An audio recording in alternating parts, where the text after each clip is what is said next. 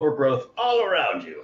There's trees everywhere. So here we are with a naked Severus DeVere, not completely naked, but I mean, come on, guys, we were planning on stealing his body. So we shove him into the bag, and we're attempting to shove him in the bag. But first, being smart, we loot him and find lots of fun things, which we divvied up after, yeah, when we got to the end, because we had to identify them. So as we're like, you know, shoving a dead body into the bag, all of a sudden we're like, oh, the trees are talking, they're walking, they're coming towards us, oh shit. And then we played off like we're not the ones who just tried to burn down the entire overgrown zone. We're like, nah, that was this guy. We definitely no, we didn't do that at all. It was definitely the guy we killed, and we're your friends. And yeah, it was really lucky. We have control of the Phoenix that we instructed to burn everything. It was really lucky that he believed us. I don't know who rolled that, but way to go. Way to go, that would team. be Thule. Way to go, Thule. You just saved all of our asses from a very angry green area. And so we're like, hey, guy, you're our friend now. So tell us what's happening. And he's like, oh, you know, well, there was this creature with wings and a head, and it was black and scaly and had 4 legs. And we're like, I wonder what that could be. Sounds, you know, really ominous. So it's probably nothing super bad. Let's go find its hole. Let's go hunt down this black dragon. Sounds like a great plan. And so we go with our tree friend. And he's like, you know, telling us stories of the past. Pharaoh's over. Hey, dude. Oh. Okay, can you go bring me some chips? Give me some chips. Distraction. And so we are walking. He's like, oh yeah, the Pharaoh's Omeria. She's pretty cool. She entrusted us to watch the city from this big bad guy named Chronos. We're like, oh, so maybe the enemy could sometimes be our friend because possibly we could have worked together on this, but we murdered her. But he doesn't need to know that because we just decided we're friends and we're not going to ruin his life. So we're like, yeah, we'll pass along your message. She went for supplies. But keep protecting the city. You're doing a great job, guy. And Can I pause really quick? Yes, please. Guys, is it possible that Zumeria was a good guy all along and that Nari was a bad guy all along and we've just been misled? What? Nari wanted to keep her. Well, after she died, Nari wanted to keep her. Because the only reason we ever said that Zumeria was a bad guy was because Nari told us so. She did turn into a vampire. Because Chronos told her to. Yeah. Huh. Was I really the only reason why we thought she was a bad guy? I thought there was something else. There was something else.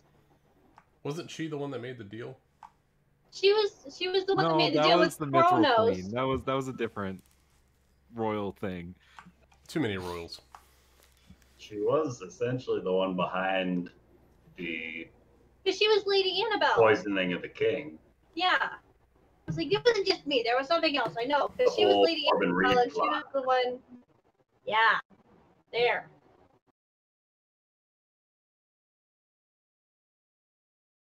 So she poisoned the king. Fell apart. That involved Inquisitors and all sorts of madness at the Queen's coronation. And trying to kill Trinia.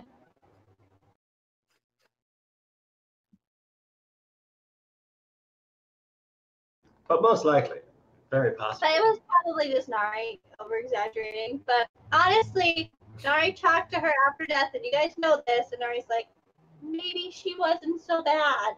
Again, my point is, why are we trusting Nari? She saved you guys' lives a couple times. She's pretty badass. She didn't leave you guys to die in the tower when she put an Agrimar several times. When Agrimar was locked in the pudding and tried to poison us all. What does this button do? Oh, it poisons them. What are you talking about? I think maybe Rafal's just feeling a little betrayed. Sorry, okay? I love Nari, and I didn't want her to leave yet, but Character development, guys. It happens. It hurts. But we're looking for a dragon now, okay? Which is a lot more scary than dealing with Nari's problems. So, you got me on this train of thought. Sorry. We were being led by a treant to a hole in the ground. Yes. Well, Charles never brought me chips. What a little turd. God dang it. I'm raising them all wrong. Okay, so we're leading him. He's leading us to this hole in the ground. He's like, yeah, this big black dragon. He didn't say dragon, but we all knew it. Okay, let's just face facts. It's a dragon. He like climbed over the wall, dug a hole. He looks pretty happy there. We're like, let's go see the hole. And so he's like, here's the hole. But yeah, he's talking about Lady Zamaria in the past and how they were hired to keep Kronos out of the city while she was gone, off getting supplies for who knows what, supplies things. And so I think that was all the history we really got out of him. Do we have any other questions that I'm forgetting right now? No, that was mostly it. Cool. He was kind of telling us like the different times that he's become sentient and things like that. Yeah. Free stuff. And so we're genius and we're like, let's camp outside this clearly dragon hole. He'll never suspect a thing. Because after we have the tent up, he won't be able to see us. But 10 minutes it takes to build the tent was what we didn't consider. As all these little mini dragon things are like the guard drakes are like, hey bitches, I see you. We're like, this can't be good. We should probably run for our lives. Shall we flee? Yes, we shall. And so we all gather up. We start running. And we're like, hey, best friend, do you want to sacrifice your life for your newly found friends and like make a big distraction and maybe keep them from killing us? But if they kill you, it's collateral damage. Sorry, guy. I'm glad we were friends. And then we get out of there, and we get to the edge of the overgrown. And I think we took like an hour rest, or we took a break because we talked a little bit outside the overgrown. We took like a 15-minute break. 15, we took off to the inn. There was a lot of debate outside the overgrown zone on what to do next. So then we make it to the Phoenix Feather Inn. I remember that there was a lot of discussion happening. I was just identifying objects for a while. And that's where my brain started to fizzle out. So I apologize, guys. Yeah. Getting back to the end was fun because Rafal landed on the roof, and then we had Kevin that got us. There was just zombies in there. Yeah. So pissed at all of us the whole time because we're loud. How can I forget that? Oh my god. I thought that part was great. And then like Rafal and Agrimar like pulled one inside the front door and like smashed it to tiny bits. Yeah, I leading the party of the noisiest people in the city. She would literally kill us if she, didn't like us so much. Yeah, she's so happy for that bird.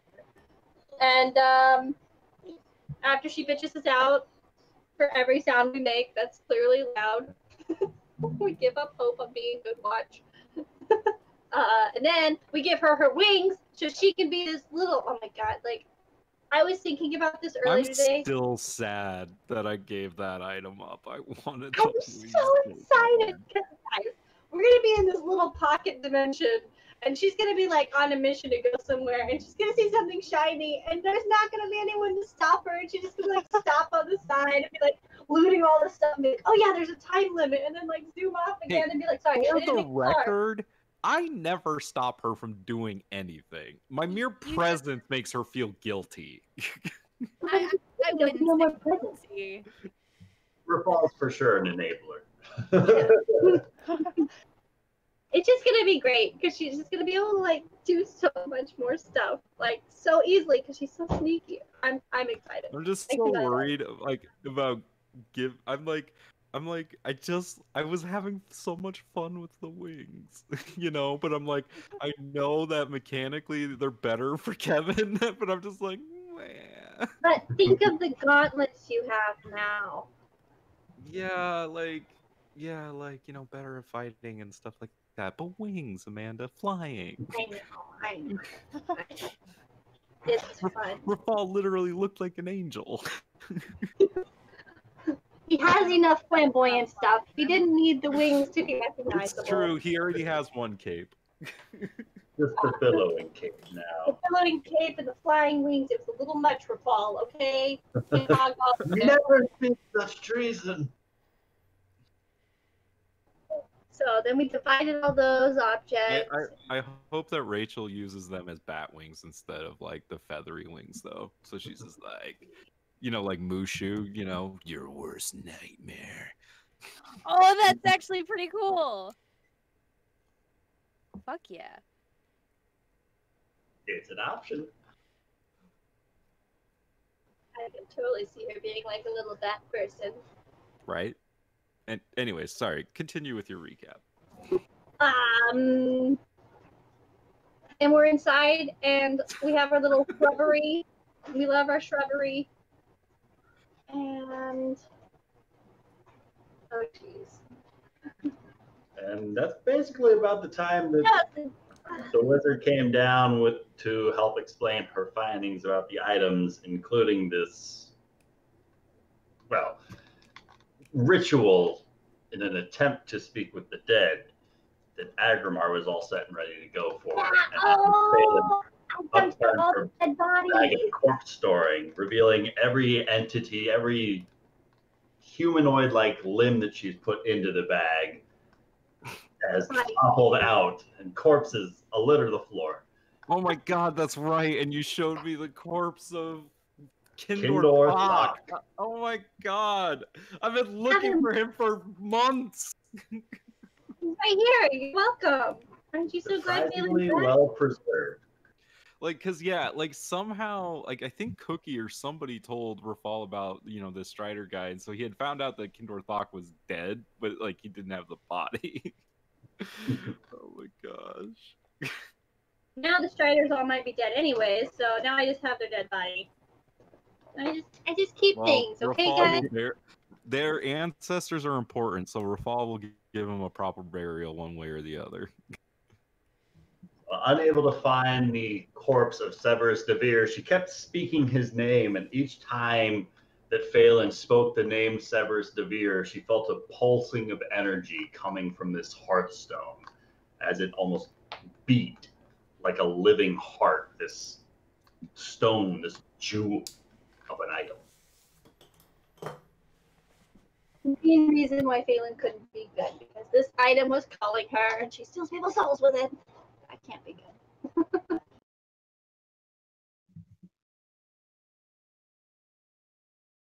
Yeah, so now we just have to decide, people, what kind of questions we want to ask Severus Devere, because I have his soul apparently locked in this nifty little thing, which is weird, because like I don't think it's one of those things where like you die and your soul gets trapped into it. I feel like it's definitely one of those things where he was already dead and someone else trapped his soul in here, and now we're here with it. So the body snatcher thing, definitely a possibility.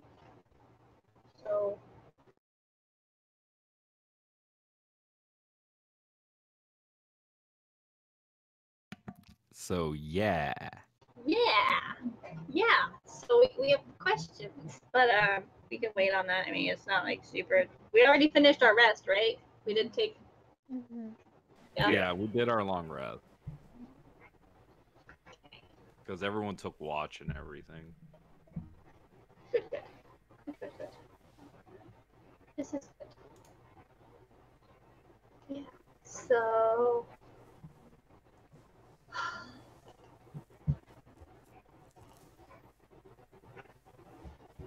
Is the sending spell, is that a ritual, or nope. Do you have to burn a spell slot for it? Gotta burn a slot for it. Damn. Do we have a Pearl of Power or anything? Nope. Who do you want to talk to? Oh, that one guy. Marcus Thessalonius Endrin. Yes. It might be worth burning the spell slot for the information. What do you think, Lucas? Yeah. I mean, so we don't have to travel there. I think it's worth it. Yeah. So, when I wake up in the morning and I feel rejuvenated, I will send a reply message about 8 hours later to Marcus Thessalonius Endron with the following quote. Those don't count as words. Apologies. You told Rafal a story about fighting frost giants and your valor dining hall of castle. Please help. I need information. Where do I go? Directly from the man himself.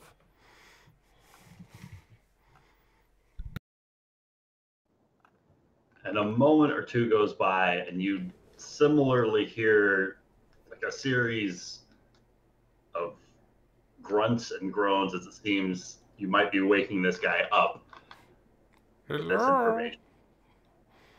As you hear him start to almost stir a little bit. Send Lord Rafal directly to the castle, if convenient. If inconvenient, come regardless. That sounds really bad. I get this, and my eyebrows are furrowed very deeply. Source located. It's, and it cuts off. God! Ryan! Rahul, he ran out of words, but he needs us at the castle immediately.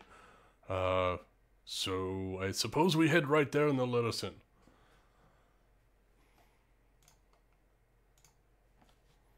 They know the source, but, he couldn't fit it in the spell.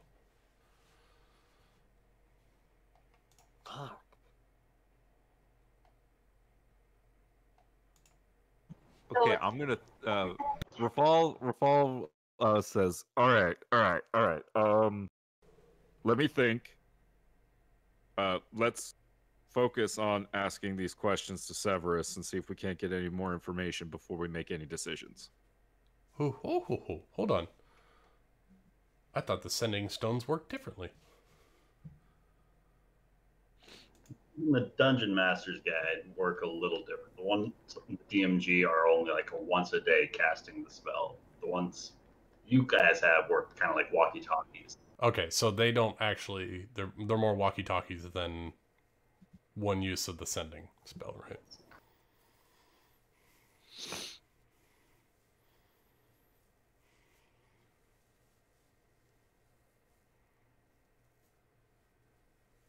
Gotcha. All right. So the questions I had written down, and I forgot to write down what we texted each other. But one of the questions was what killed him or who killed him. And then we were wondering how the change of the contract happened. Or was it Desman? Why is he in charge now? And how to break the curse of the Crimson Throne, and how to defeat the Requisitors. That's what I have written on the sticky note. So I didn't know. Yeah, one of the things I was, thinking of was like asking him like who the six are, like how to identify them or how to find them or yeah, something along those lines. Summer was really good at it. She's great with that. Thank you. Yeah, you hold this heart. They're talking to dead people. I guess you just start with one and see how it goes. I mean, that's what we did with the tiefling. Yeah. True. Except we actually had a body for that, not a soul.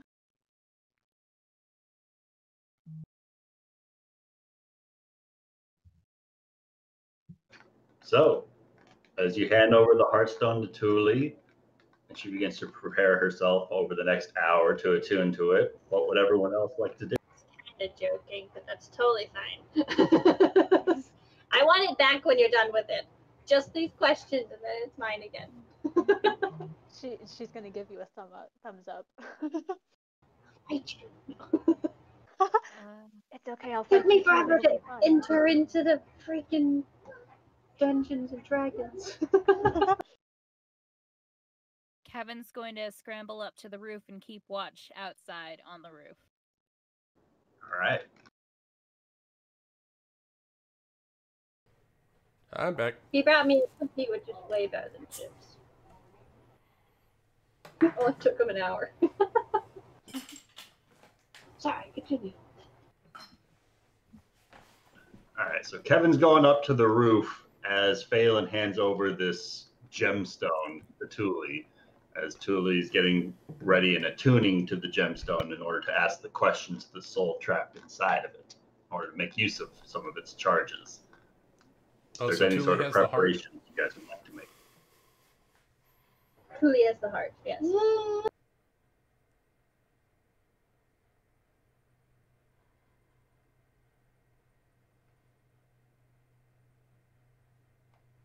All right, so assuming no other preparations, Thule. I have one for Rafal. Sure. Rafal, are you using a standard shield? Well, right now I'm still using my Phoenix shield. I'm just not attuned to it, so yes. I hand him my Phoenix shield. Do I have to attune to it? You do not. It just grants you a minor divine bonus to your AC. Okay. So I hand over my Phoenix shield, which has my Blessings of the Forge upon it. Awesome.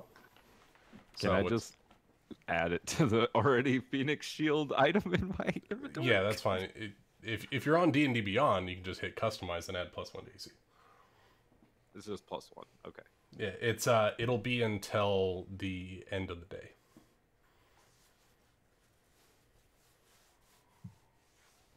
And then you'll have to give it back, and then I can put it back on the next morning.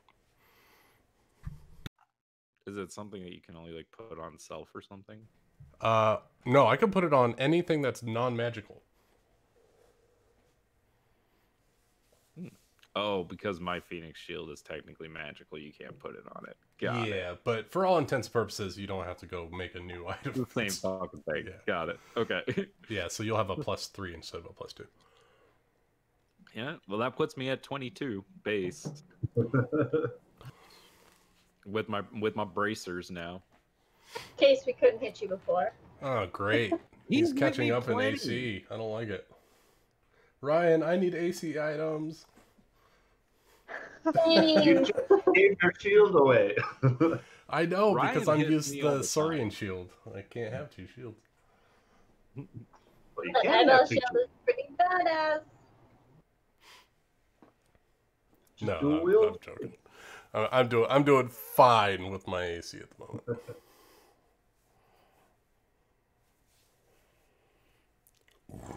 All right. As the shield is given over from Agrimar to Rafal, this warm, protective glow, you can almost feel it about your person rather than see it. As you grab hold of the shield, you can feel this kind of divine presence, this enhancement, this watchful gaze seems to be upon you as you take hold of Agrimar's shield. At roughly about the time that Thule completes her attunement to the Hearthstone. And Thule, just for your own refreshment, this is what the Hearthstone is capable of doing. A variety of properties depending on how many charges you would like to expend. She immediately turns it on the party and kills us all.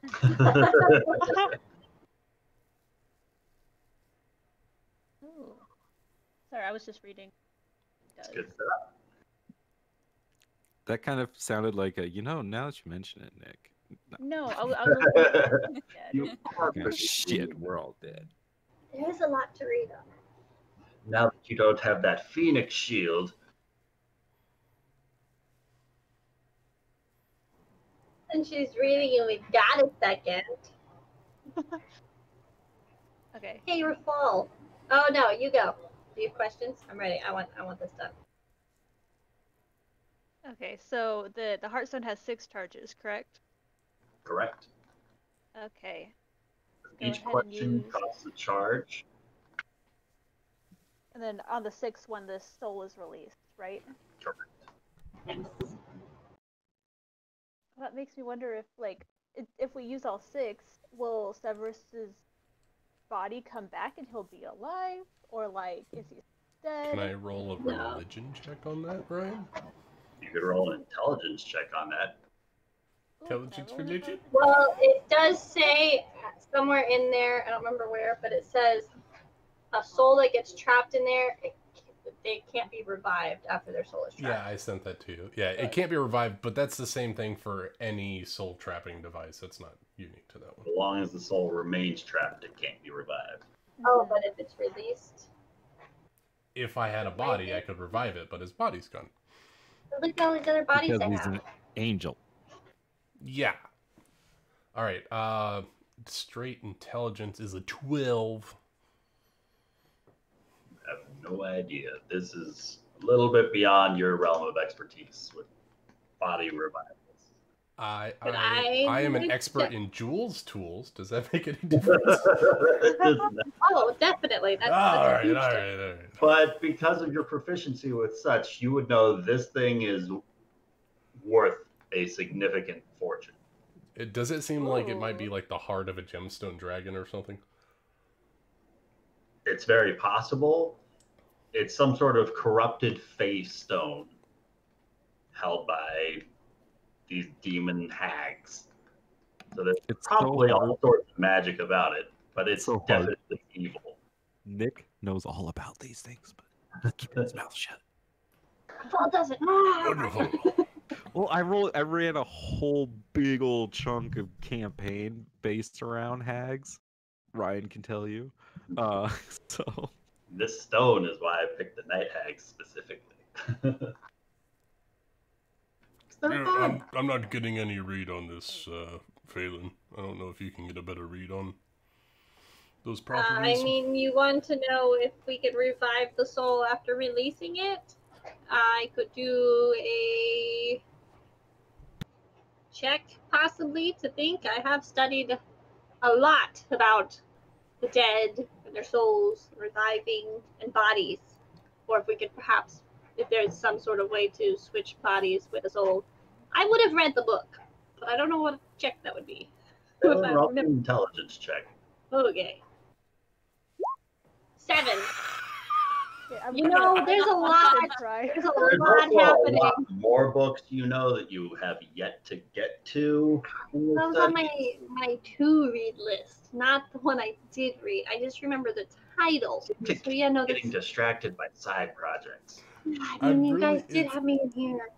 It's absolutely amazing that Phelan is like the worst wizard of all wizards. Shut up! She doesn't know Arcana. She's not very bright. Why she went to swordsmanship, okay? She just didn't beat everyone. Hey, you gotta use what you got, right? Great, okay? I can play with dead people. This is my hobby. It's collecting dead people. It's what I do. I don't usually do the body swap thing. So, truly, we don't know what really happens when you use Lashad. I'm going to go ahead and roll an intelligence check for Julie, although she herself is not very smart. It's nice to try. Don't go higher than me. Let's ask the plant. Yeah. Maybe it'll You know have an exactly idea. how the thing works. All right, let's start the questions then.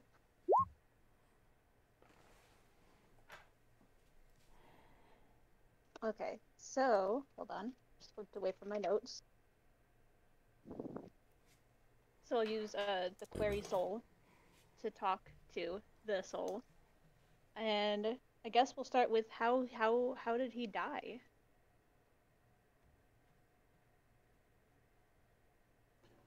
As you say these words aloud, you can feel it's very strange to experience. You feel like your voice is being pulled into the gemstone as your words are being spoke. And it pulses and it beats, and you can feel the energy inside of it as you hear this voice deep within the recesses of your own mind. Slain with the sword of one who bore eyes of another.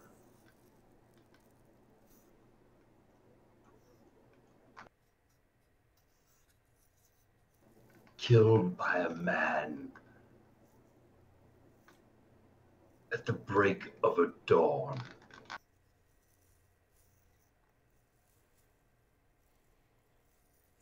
Okay.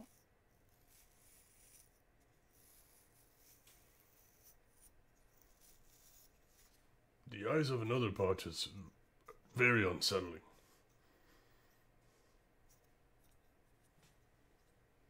So you said, okay, so he was slain by a sword?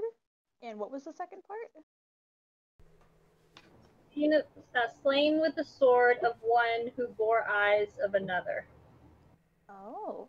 And then killed by a man at break of a dawn.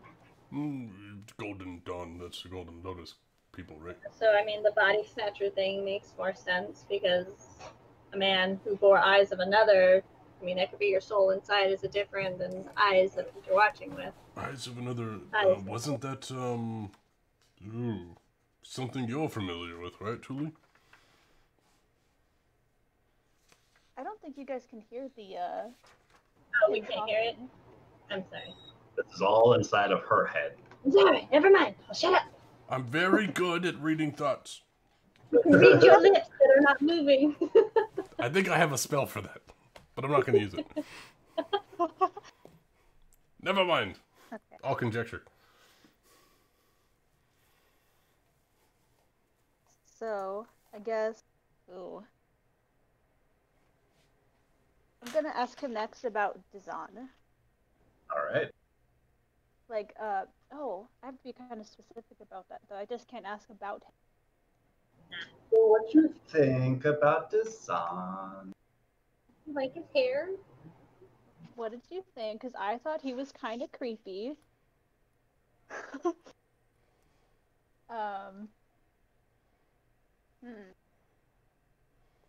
Who? Oh, I guess since he's a demon, who summoned him? Which would also inadvertently ask about the contract. So yeah, who summoned him? Well, too late.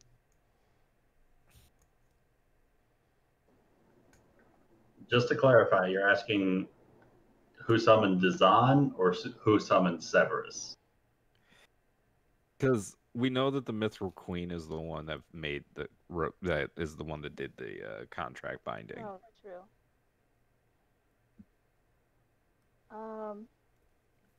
So that might just be the answer you get. You know, I'll just ask about the contract then. Like, what was changed? Who changed the contract, right? That's what we wanted to know. Or how was the contract changed? Or how yeah, do we how break was it? the Right, that was one of them. contract?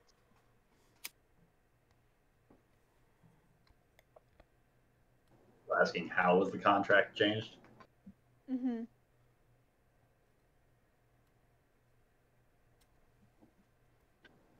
As once again your words seem to be sucked inside of the gemstone. You can feel this essence pulling at a deeper part of you that you might not have been aware of previously, but you can feel it sucking this essence from you as you are making use of this gemstone's power and communicating with this slain celestial inside. As you speak this second question, you hear this thrumming as this deep headache starts to well in the back of your head. And through this immense pain, you can now hear this voice as the heart pulses with energy in the palm of your hand. The contract stands. So long as the Requisitors remain, they look to oversee the thriving of this city. They will not stand to burn it down. They are under my control.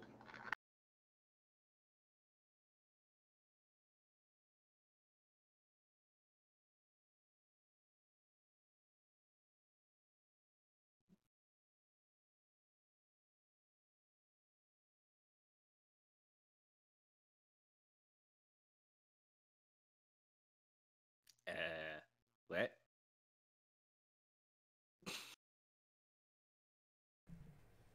This His could be a soul is snapshot in keeping time. as long as his soul remains, the contract remains. But if his soul goes away, maybe contract's done because he's completely gone. But do angels ever actually die? Like, can they die even if their soul He is would gone? go. I mean, as far as like metagaming wise, as far as I understand it, when a celestial or a fiend dies, that they return back to their home plane. So after his soul is released, maybe releasing his That's soul just because general it can come knowledge. back. Yeah. Could I do a history check, DM? I mean, I know. That intelligence. I don't know this. Yeah, like Rafal will do it too. Like, it's so maybe Nick can just, hey, maybe Rafal knows about this. Because I don't know much about the celestial. Yeah, so like Rafal will say that, then he'll say, it's my understanding that when a celestial or a fiend or an outsider passes from the material plane, that they return back to their home plane, much like when Akramar banishes them using his spell, like we did with the Phoenix, and returned back to the plane of fire. I believe that would be the same thing that would happen to Severus if he were to pass from this plane. So if he were to be released really from quick, this... Hey DM, since I rolled a 20, am I right? Yeah, more or less. So if he were to be released from the stone, maybe the hags wanted him in the stone so he couldn't get back to his plane and then come back in another form and fuck everyone up because he's pissed that they killed him. Maybe releasing him could be a benefit to us if we could make a deal with him to work against everything else if he can come back, if he's the celestial like you claim he is. And that's how it works. Maybe this is a good segue into asking him how to break the curse of the Crimson Throne. Yeah. Because those two things are connected, I think.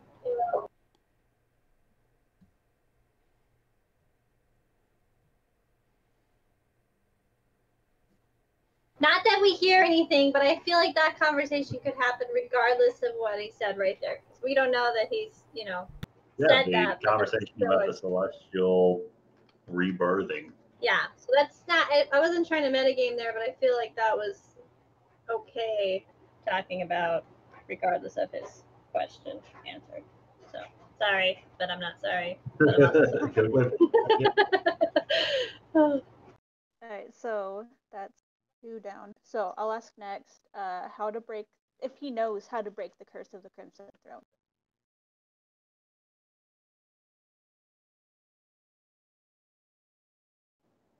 Everybody watching Thule performing this conversation is now watching as she speaks these words, and it's coming out barely more than a whisper now, as her words seem to be siphoned away, like picked up by a strong gust of wind, but you feel no wind in the room. And you watch as this latest whisper escapes from her mouth. A small little trickle of blood starts to trail out from her left nostril. Oh no. As she's continuing the conversation, as the gemstone she's holding starts to pulse and move very unnaturally for a stone to just swell up and then compact, as this muscle just tenses and then releases and then tenses and then releases in the palm of her hand, all the while glowing. Is he mad? And Thule, within the back of your mind, that headache just grows ever stronger into a bit of a migraine as this power just speaks into your own mind. You hear this booming voice all around you, but only you hear it once again. The only curse about that damned throne is the only thing that those who want it would strive to attain it. There is no curse beyond the ambition of man. Unfortunate things have befallen those who've taken such a seat, but many did not deserve the seat that they fought for. And so the pinwheels of justice cycle around, turning again and again until the wrong is made right.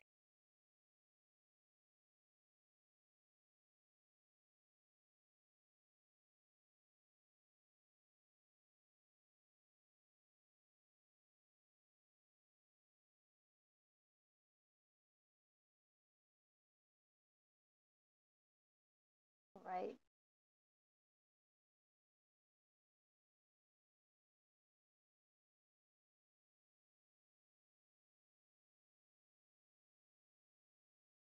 I don't know what to ask next, because that's 3 down. And I'm really tempted to just use all of them just to see what happens, but I'm also afraid that Julie might die. Okay, Seeing Thule start to bleed, Phelan's gonna put her hand on her shoulder and like make sure like Thule's still Thule and nothing weird has happened. Like, are her eyes still there? Like, Thule, kind of weird to see that happen. as Phelan comes up and approaches you, you can see her patting your shoulder and your side as she's walking forward, but it's almost numb to your touch. Like you've been standing directly in front of amplifiers at a stadium concert or something for a moment. Your whole body just feels like it's been overwhelmed with this voluminous sound. And your ears are ringing a little bit, and you can only just barely make out what Phelan is saying, as this overwhelming sensation of this voice you could hear in your mind is still just kind of fading from your person. It's going to take a minute or two, but it is receding. All right. You guys have any ideas for other questions? Because the only other ones I had written down were we wanted to ask about Dezan, but I can't think of anything of what we could ask about him. And then how to deal with the Requisitors. But then Thule knows at the moment that the Requisitors are still under Severus's command, at least as long as his soul is still. Are you telling us that now? I don't think she can speak to you right now. We can't help you. We need to know. So Phelan, as you come up and pat her on the back and give her a few words of encouragement, she just seems a little bit dazed. As you can see her eyes looking towards you, but not really seeing you. Not really focusing on you as you were speaking.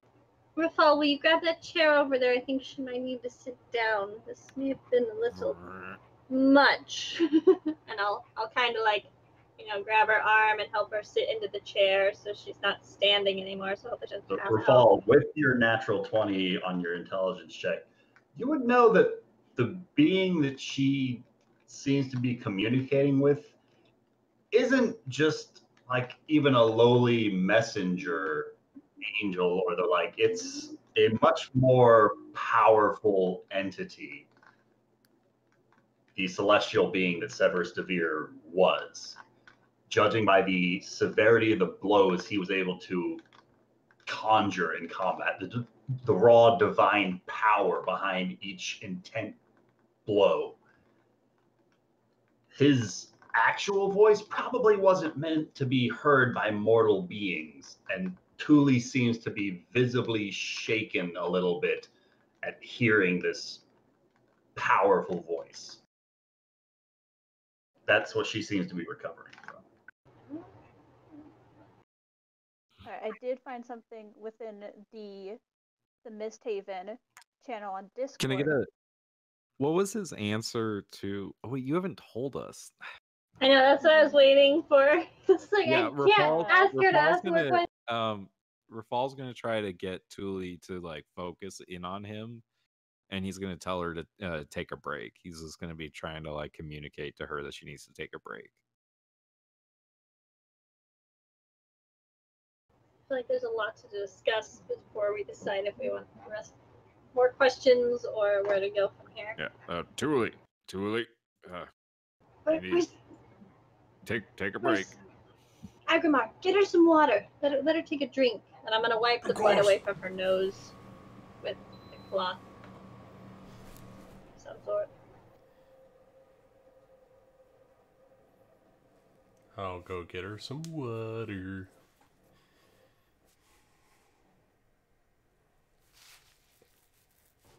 Looks like it was pretty intense. I assume that after a while, Thule does break out of it, or do I have to like roll something? Yeah, it takes no more than a couple of minutes before Agrimar is back with the water and you're feeling a little bit more yourself.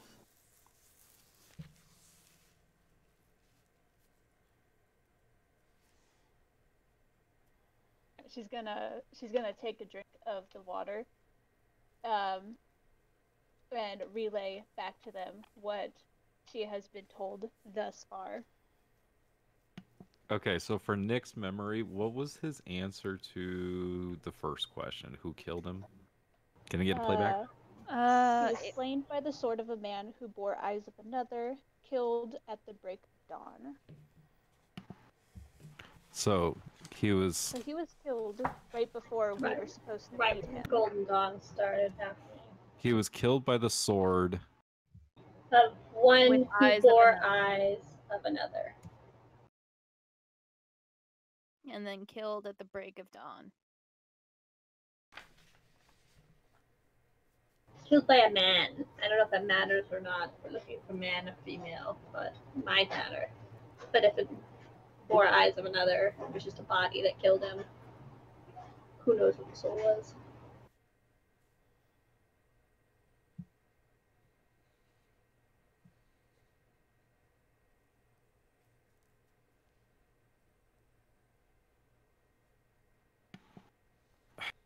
Like, I want to like ask him, does he like know anything about the threat against MistHaven right now, or like, because like we all saw him fly out to that ship.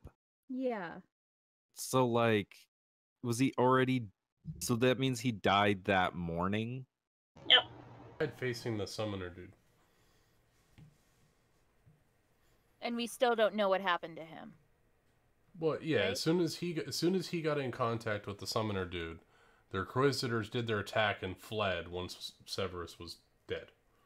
Yeah. It was very clear that's why they left, because their commander, who was in charge of them, keeping them under control, was no longer in control.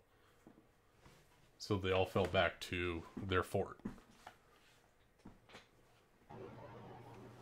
So here's my question regarding question number 3, which might just be like, I don't know, shooting monkeys in a barrel. I don't know.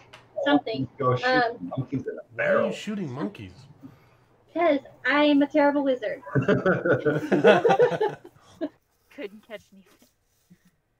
So one of the things he said that the pinwheels are going to keep turning until wrong is made right. And that's having to do with, you know, the people on the throne didn't deserve to be there. And those so the throne if, like, Rafal is, you know, blood of the throne, like, he's supposed to be on the throne. So if we put the proper king back on the throne, does that make the pinwheels, they're going to stop turning because the wrongs were made right and it's back to how it's supposed to be? Is that what it's talking about? That was my thought process on that. Might be completely I like that. I hope that to be the case. I think you might. I think basically it's a ruler has to sit on the throne that says, "Go away. We don't need you." The ruler who's supposed to be there, yeah. it's deserving. Especially if we said there's not a curse. Because, I mean, you know, everyone has died, but that is, like, degree of ban. Like, it hasn't been, like, anything crazy. I mean, like, the king was poisoned. Like, bad things happen because bad people are happening to them. Okay, history lesson. What has happened to all the rulers? Like, do we have... Yeah, like, a list of Rafal knows a lot about this. Yeah. Yeah, that's So, like... So basically, there hasn't been a succession of bloodlines on the throne for 100 years, Ryan. City's inception, like 300 years ago. 300 years. So, like, the entire time that there's been a city, the city has been around. Like, nobody has had an heir and put an heir on the throne. They don't. And that's the curse, right, Ryan? And the believed curse is more or less like the city always seems to be on the brink of disaster. That no king or queen has ruled, no family name has ruled for more than a century over this kingdom. No monarch has died of old age, and none has produced any sort of heir while ruling. And even though kings control and are in power and in charge, bad things keep happening to the city. Like a zombie. Even Rafal, isn't technically, you know, the son of the monarch, right? He's the son of the monarch's sister. Yeah. I don't think we're looking at this broad enough. I don't think it's specifically the throne that is cursed, but the city itself. Yeah. The ruling body is people that are always looking for power, and they get corrupted by the power, and then someone usurps them, hoping to change, and then they get corrupted. So there must be something with the city itself that is causing a problem. Then it's what the city's built on, right? It's the Ankayesh people. Yeah. It's the ruins of the Ankayesh, right? So you gotta dig deep. People that were banished to the Shadowfell that Zumeria was trying to bring back, it's possible that the wrong that was perpetrated was, the people that originally founded MistHaven, they fought the Striders for it, Ryan? Correct. But the Striders fought Zumeria. Is that right? Yes. The Striders and the Ankayesh, they had a disagreement which caused them to fight. Striders were originally at war with the Ankayesh, and then whenever the settlers came over from Averston to initially start up MistHaven, they fought the Striders as the Ankayesh were not here. Okay, so then question about like that settling then. So was there anything particularly besides, you know, obviously imperialism that happened there that like Rafal would know about? Regarding like any sort of historical murders or anything like that? Like, you know, besides the obvious, like, yeah, we're coming here and we're colonizing, like we're killing people, we're doing that kind of thing. Was there any kind of like, you know, specific like Cortez looking for gold or we killed their god? Yeah, like was there a tragedy, like a specific like, massacre or ritual? There wasn't necessarily any sort of massacre of the local populace, anything like that. But there was the moment that MistHaven broke away from Averston as when the Emperor effectively just kind of cut loose the supply chain on the city and kind of left them to fend for themselves as they were being besieged by the Striders and all the local animals and monsters and all the reef claws, the crocodiles in this area, and all the bad things that were just native to this area. The fucking beholders from ancient times popping out of the woodwork. And the Emperor just kind of left them to just fend for themselves, saying like they're tired of just throwing resources at this place that's failing. And then it was the soldiers who were left in Fort MistHaven, that original walled boundary that was able to hold their lines, and that's what started this city. I think we need to talk to the Striders about a deeper history of MistHaven. Or we go to the library and they would have it. I think we need to have both sides of the story, yes? Oh, no, definitely both sides. I just don't know how easy it's going to be to talk to people right now during a zombie outbreak. As long as we keep social distancing, we'll be alright. Wash your hands. Oh, yeah, there's just so much information. I don't even know what to write down.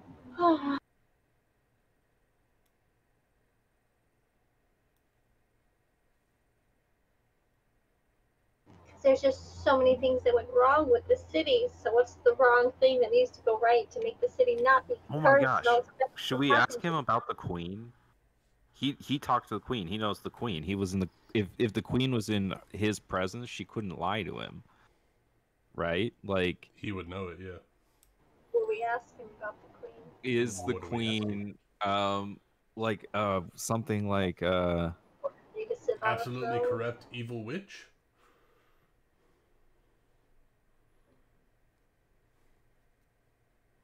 Is the queen good for MistHaven? Is she a danger to MistHaven? We want to try to ask something that's like we want something that's open-ended. That's not like yes or no. So like do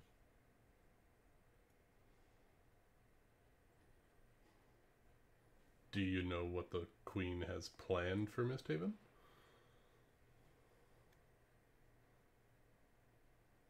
Or maybe ridding her of the throne, will it help MistHaven?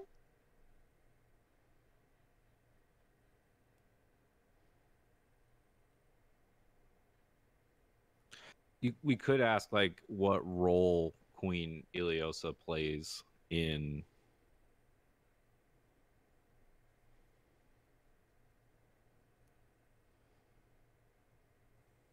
or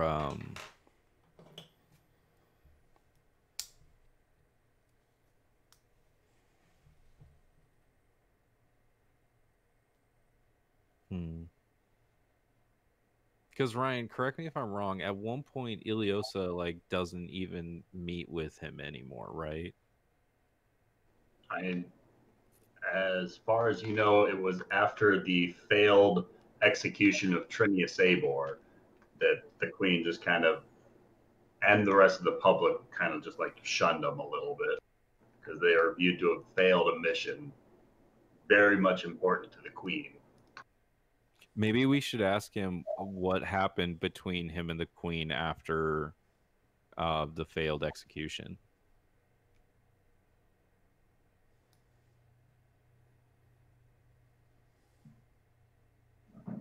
Or like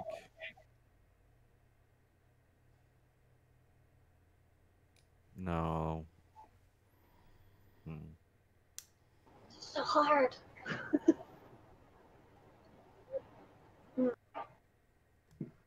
We could ask him if he comes, will he come back when his soul is released? And if so, if he's going to help us, or we can help him, or what his move would be after his spirit is released. I mean, but like we know what his move would be. His move would be come back and burn the entire place to the ground. Like he does not give a fuck. He said the like this guy never has. He's ruthless. But he said that they will not burn it down because they're under his control. So no, but like the point is, like, are out of his control. The Inquisitors have always been super harsh, though. You know, like they show no mercy. But he did say that the Inquisitors don't want any harm to come to the city. They want to right it. Yo, Rafal's whole purpose is getting rid of these fuckers. Like, they are terrible for this city. They make the people live here in fear of them. Like, that's not a place anyone wants to live. In that case, do we want to ask all 6 questions, or do we want to forever keep his soul in this stone so he can't get out? I think we want to keep his soul in the stone until we're sure that the Requisitors are dealt with.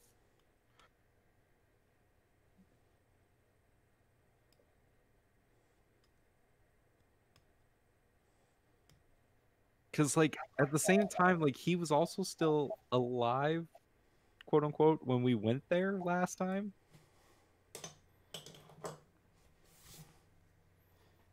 To the castle? When we went to the Requisitor's fort. It was before we fought Severus. No, but he was taken over because he said he died at the beginning of the dawn. Yeah, so he's his also body... a devil, and we don't listen to devils. But he has to tell the truth when he's answering these questions. He never said the dawn of what day. Technically, even though the city is shrouded in mist, there's still dawn. We just can't see it. I think dawn is specifically the opposing force we're facing. The Golden Lotus was also called the Golden Dawn from Aberystwyth. Because why would he be carrying around a stone that traps his soul, waiting to die? So who did we actually kill who was actually in his body then? That we killed? Because it wasn't him. There's no way it was him. Because he's not the kind of guy to carry around a stone that's going to trap his soul that gives someone else any sort of leverage over him. You know? I assume that whoever actually killed him was carrying the stone, so his soul was trapped in there. Yeah, but we killed his body. So who did we kill? Who was in his body that we murdered? Who was the body snatcher? I'm thinking this is like a mind control situation. Perhaps this Severus, the all-seeing guy.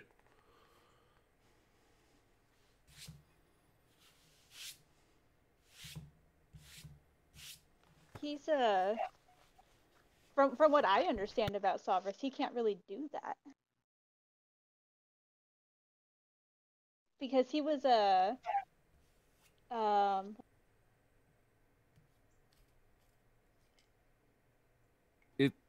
Severus is a god? Question mark? Yeah, he's a god. So he's not a person. That we know of. Who's Severus? I'm trying to find him. Is he one of the 3? That is Thule's divinity. Thule's divinity. Oh, okay. I'm like, yeah, we're dealing with someone else's god.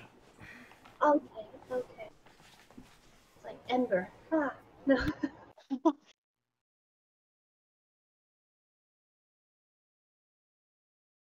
I need a history book on MistHaven ASAP.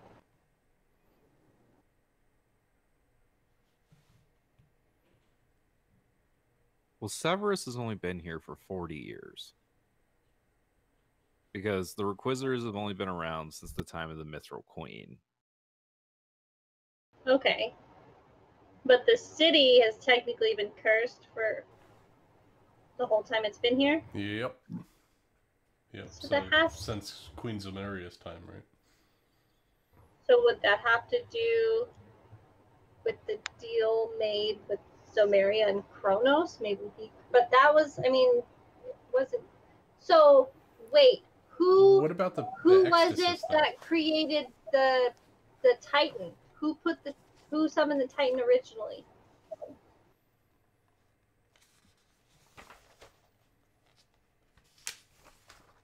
Because he was summoned. Okay, correct me if I'm wrong, DM, because I might be completely off.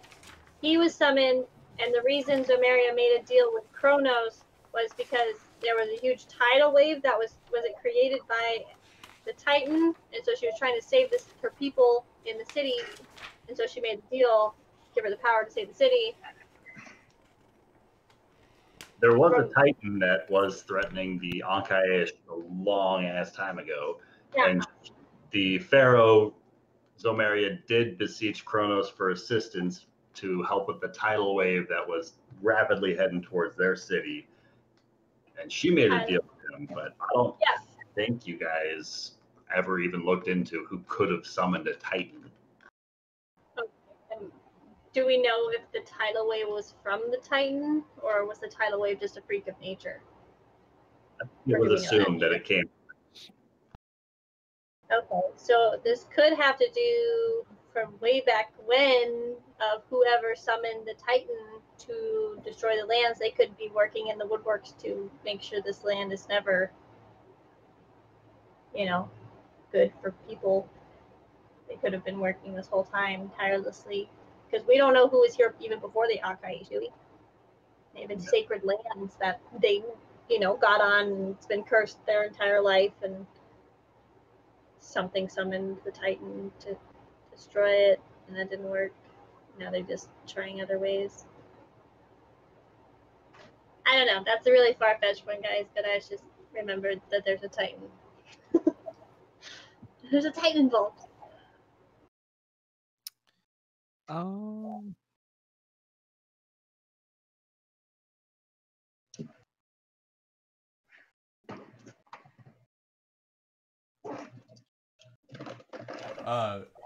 We're talking about Titans. Was the pieces of Ecstasis from the Titan?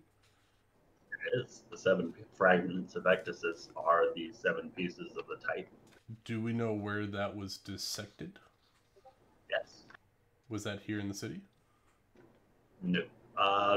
Close enough to the city. Yeah. There could be something about the blood of this Titan that's plaguing this land, infused into the soil, causing a curse. Apparently this guy's was really nasty. That might be something to dig into.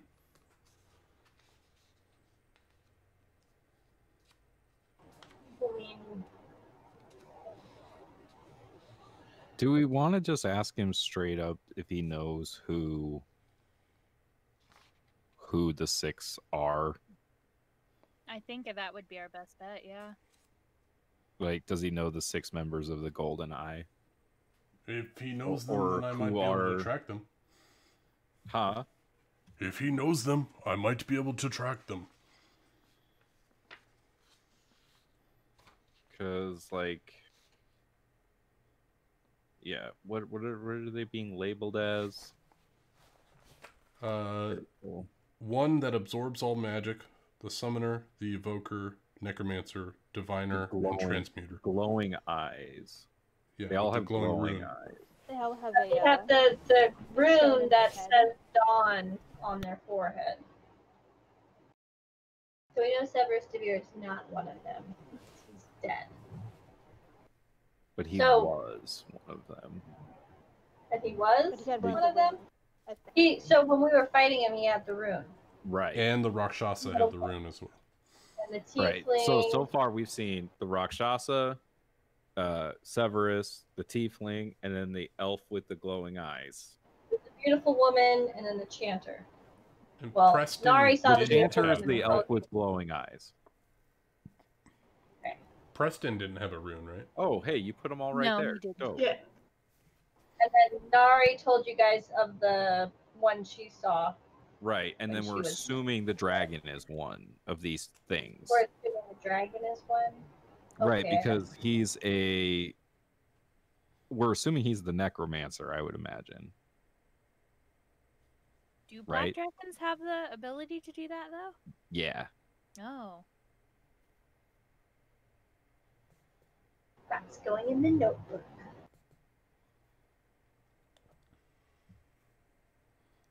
So, Ryan, we didn't see a rune on the water genasi or the shark folk, right? No. Their eyes weren't glowing.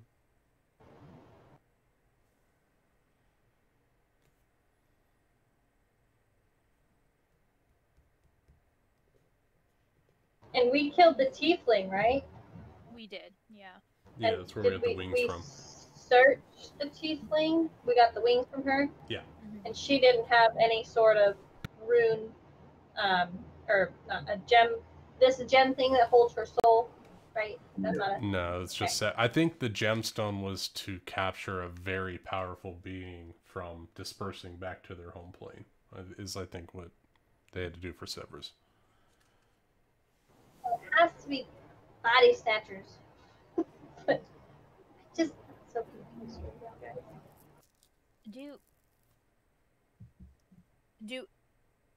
Because at least with Severus Devere, we know that he was killed and then body snatched. Did we find out how the tiefling was body snatched? That's how we found out that she was killed by the 6, and then was taken over. Yeah, because we asked her, and she's like, I was killed by 6 people. We're like, well, we're not 6 people. Wait. So there might be more than 6, considering she was turned into something.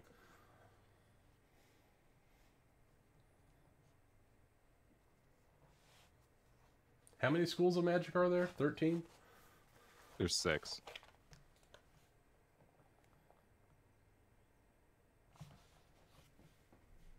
It's abjuration, conjuration, divination, evocation, necromancy, transmutation. There's So- enchantment as Hold well, on, right? there's a lot more. There's more. There's Illusion a lot more, but Illusion and Oh. enchantment. and enchantment. Did I say conjuration? I did, right? Yeah. There's So 8. 1, 2, 3, 4, 5, There's 6, 7, 8. Why? But she only gave us 6 schools of magic, right, Ryan? She said she was killed by the 6 schools of magic or something like that. Well, because she listed them off, right? She said a conjurer, the Yeah, one she who listed sees them. all, the necromancer, there's the one that absorbs spells. the one that absorbs cells, which is abjuration. Hunger of hordes for the undead. One The true Evoker of and third eye. Wait, The what was that one? The one true of third eye. My notes are shit. I Oh, need that's to go back. divination. One Well, speak yeah, of all seeing wisdom third eye, beyond Lord of Divination. their own knowing. What's that one again? One speaks of wisdom beyond their own knowing. That's all diviner. That's part of divination. Okay, Yeah. sorry. I started writing and then I ran out of sticky note and then you went back and said them. And so I was like, okay, cool. So I didn't get all of there. And one of them, the transmuter, was changing the will of the gods. But yeah, you only named 6 of them. So there could potentially be 8 because, okay, so she, the tiefling,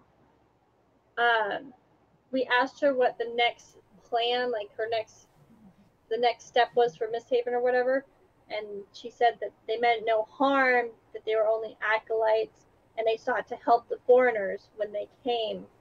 And she said there's no attack. So when her body was taking over, she was taken over from wherever she came from, and these people took over that place too, where they were looking to help these people, and these people, you know. So wherever the tiefling came from, these people have already done their dirty work there. That's what I'm assuming. I read it differently the first time we read it. Empire of Aberstein, then? Yeah, but have we heard any news of change from the Empire of Aberstein recently? Like, what's nearby that they could have gotten on a ship and come here? But Lady I mean, Annabelle, it's not that far. Thule's from there. Kevin's from there. Anari was from there. I don't trust any of you. That really hurts. I just gave you my wings. Shut up. I We've love been you, Rachel. I'm objectively sorry. nice No, to Kevin, and it's she's fine. been mean to us this whole time. I only feel brokenhearted right now, and I'm crying. I'm crying so much. Oh. Was your So- grandma that mean to you?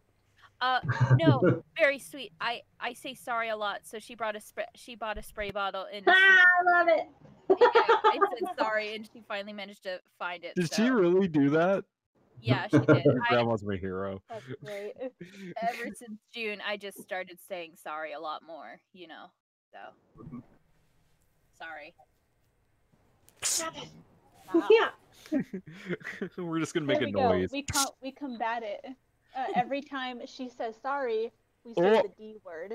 Guys, it's fuck, Oh, that'll cure it real quick. fuck you guys. Fuck you all, man. Come on. has anything been happening outside while Kevin's been keeping watch on the roof? I'm sorry. Kevin, Good question. Daddy. Oh, fuck. Oh, God damn it!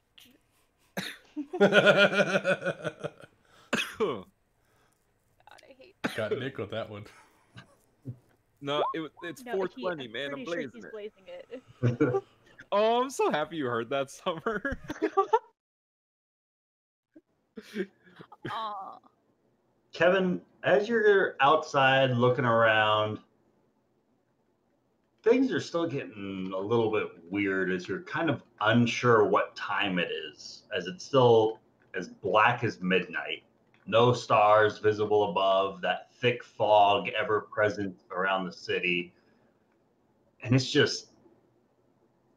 kind of getting old, if you're being honest. You have no idea if it's early in the morning, late at night, whether to be tired or wide awake. And you can still hear those faint moans and groans of the individuals outside of the inn shambling up and down Elm Street, as it seems like some of the groups that had condensed around the broken windows and shattered pottery have long since dispersed. The pieces of the broken items are a little bit scattered around, as it looks like they were rummaged through a bit to make sure there was absolutely nothing sinister about them. But it seems pretty otherwise quiet outside. You can see some of the nearby chimneys look to have wafts of smoke, as hearth fires are probably burning and folks are just effectively stuck inside. Yeah. The more you look, the more lights you can see on inside of second and third story buildings.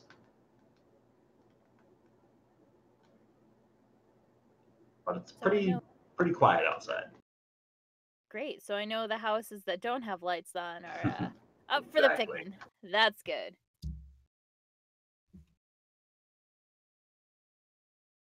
Well, Kevin will continue to keep watch, and if anything weirder happens, she'll let the party know. All right.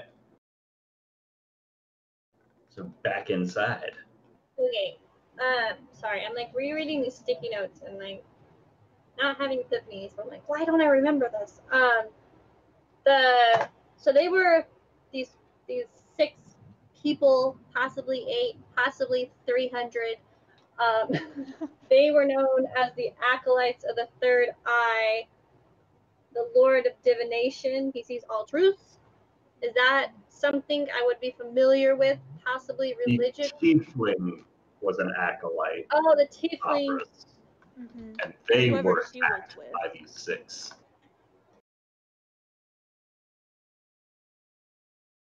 So, Thule, have you heard of any kind of incident where any of your order was attacked? Like a temple or anything like that? Is this a story that you've ever heard? What would I roll for that, Ryan? I'll tell you, if it were any sort of recent history, you've kind of been gone for a little bit. When you were otherwise relocated. Mm-hmm. Did the tiefling have anything kind of cultural things about her that might mark her as from somewhere that might be recognizable to Thule? Cats, man. I like that. What's a good cultural check? Like a history check? Yeah, I mean, she's a bard. Like, this is her wheelhouse. Julie, let's get a history check from you. Okay.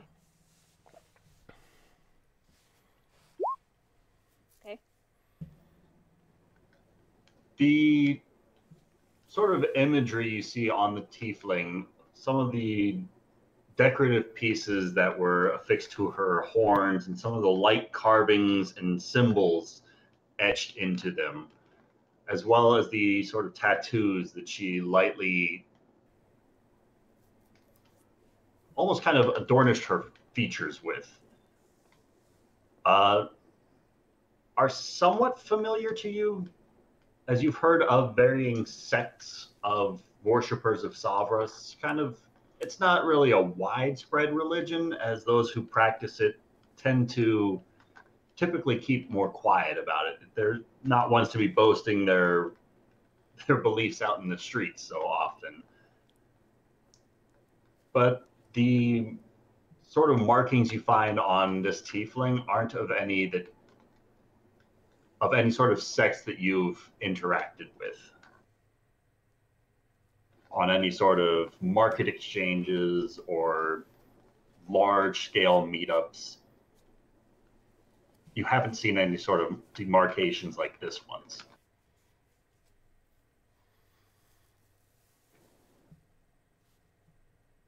Well, I mean, there were many more, temples than the one that I served at. So I have never really seen anything of her sort from when I served. Yeah, it was a long shot anyways. Fuck.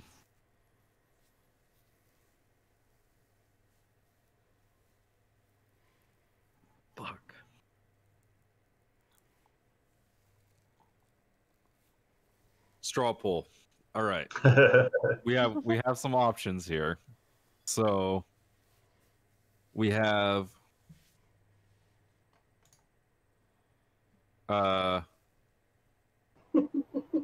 we can go to the castle. We can go fight a dragon in its own lair. Or we can do other.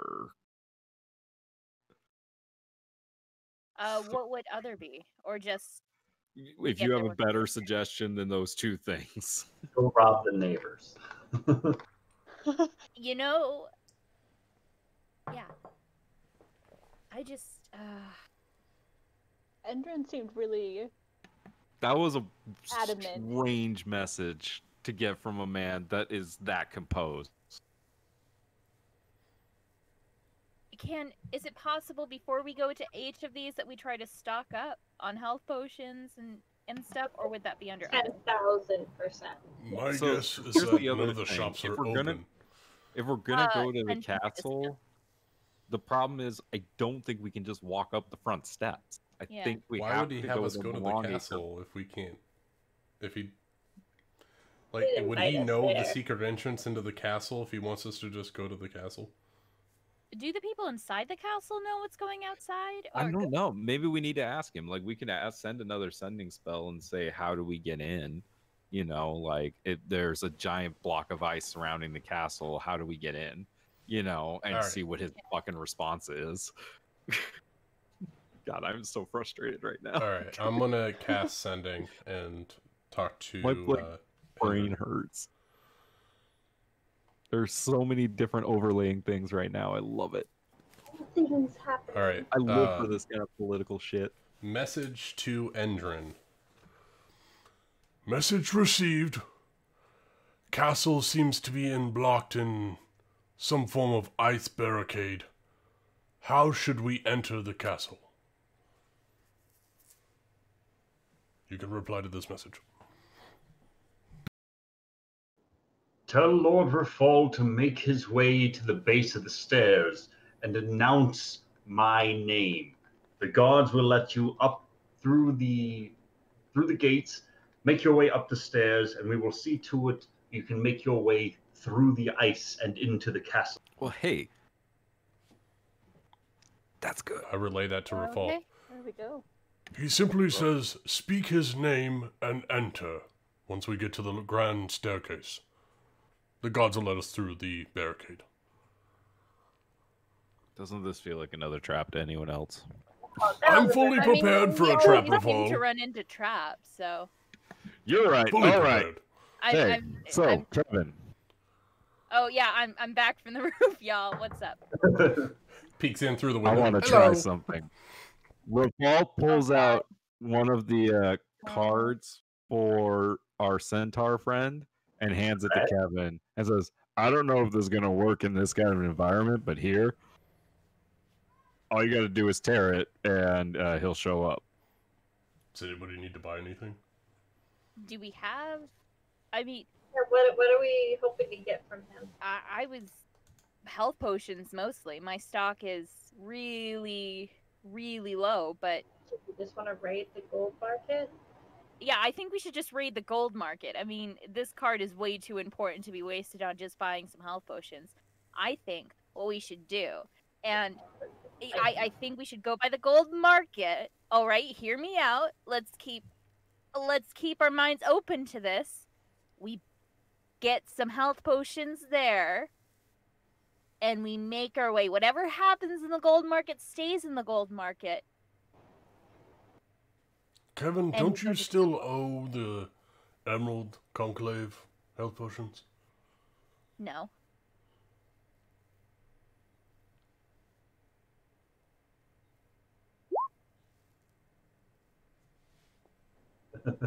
My passive insight is 19, so... I fucking liar. No, I thought he said that that she doesn't have to worry about it. But if anything went missing from the personal stores, then she'd have to worry about it. Don't get on her side. Well, I'm on no one's side. I'm neutral. Just stating facts. even the neutral side is agreeing with me, Agramar. I wouldn't. Side. Well, okay, whatever. But I'm sure you've got plenty of coin to pay for the things that you're going to take, right? Of course I can. Yeah, I can totally do it. We don't know the state of the shop owners, and for all we know, they could be zombies, so why throw coins at zombies when we could just, take what we need? You plan on healing everyone. Yes. Again, why don't we try viewer peer and see if we can't get what we need that way? I just don't want to risk him attracting a horde of zombies to our front door, / killing him in the process. Because he does have to run here. He doesn't just magically poof. Are you sure? Yeah, multiple times he came and took him a while because it was harder for him to get to where we were at because it was a weird spot or something. Like, it's not always just knock on the door. Because sometimes he did have to, move a little bit.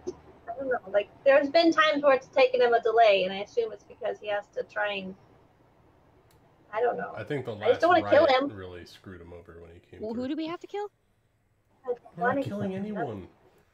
I don't want him dead.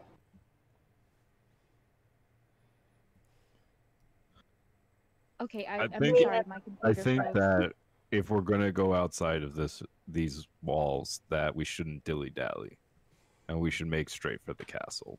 Personally, it's the safest way to get there. Are we going to fly in the hole? Well, so here's my thought. Kevin, with her wings and her stealth, we all get in the hole. We can go to the golden market. She can put the hole down in the center of the golden market, and we can all stay in the hole and kind of look out, but be very quiet. And she can run around into the buildings, get all the things she needs, come back, pick up the hole, and then she can fly us to the castle. But I mean, then we we're know there. that I there think that's are. a good idea. We know that there are zombies at the market. We fought them there. I thought we But fought them on the way she's to the golden market. quiet. No, we were at the golden market. We were at the when we golden fought market them. when we got attacked. She can be super stealthy and quiet. We were the loud ones that attracted them. So if she doesn't have us to worry about, I mean, she could even drop the hole on top of a roof, and if things go awry, then she can get out of there quick enough and fly. But they can climb. I mean, as Yeah, long but as you guys it's quiet don't in attract the hole. attention. Yeah, as long as we sit in the hole and Kevin, quiet. really? If we, Not attract attention. if we fly Okay, straight to you the castle, gave I'm each sure of they us have health like potions. you gave each of us 2 health potions, right? I think they were common healing. Right. You gave each of us 2 common healing potions, right? Yeah. Wait, Rafal when did you takes give us his- healing potions? Wait, was that in the, I don't remember that. I didn't get any healing potions. Yeah. I thought No, we that each was got in the- 2 that might have from been the the last. Emerald That was- Enclave. No, I No, think I only that got was 2. She only got 2. I have to check my she inventory. kept My them for computer's herself. frozen right now, so I can't. Well, I was going to don't- use them. I'm usually not the one who goes down. Did we only get 2, Ryan? Yeah. I thought you got more than 2. I thought we got 2 I each. don't think it was 2 each. I think you got maybe 4 or 6 total. I don't have any in my inventory. Yeah, I thought we got a lot more. I don't know. Well, I have 1 common healing potion in my inventory. So Rafal takes his potion out and he hands it to Kevin. He says, "There." How necessary is it to get healing potions if we're just going to the castle by flight where we shouldn't encounter anything? Well, considering everything that's been happening and how many times you guys have been going down and then keep going down, I think it's pretty necessary.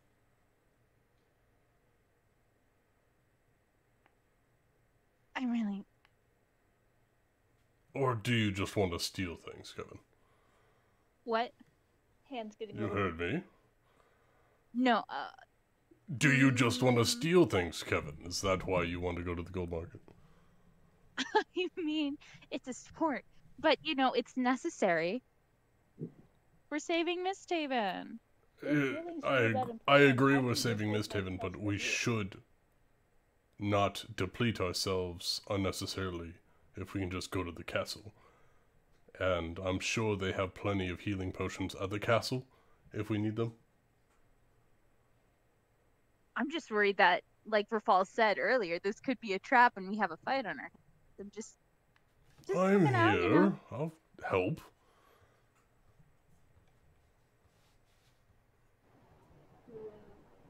My only thing is when do we know the next time we'll be able to get supplies? I mean, do we think we'll just go to the castle and come right back? Or are we going to go to the castle and then go to the dragon and then go, I don't know.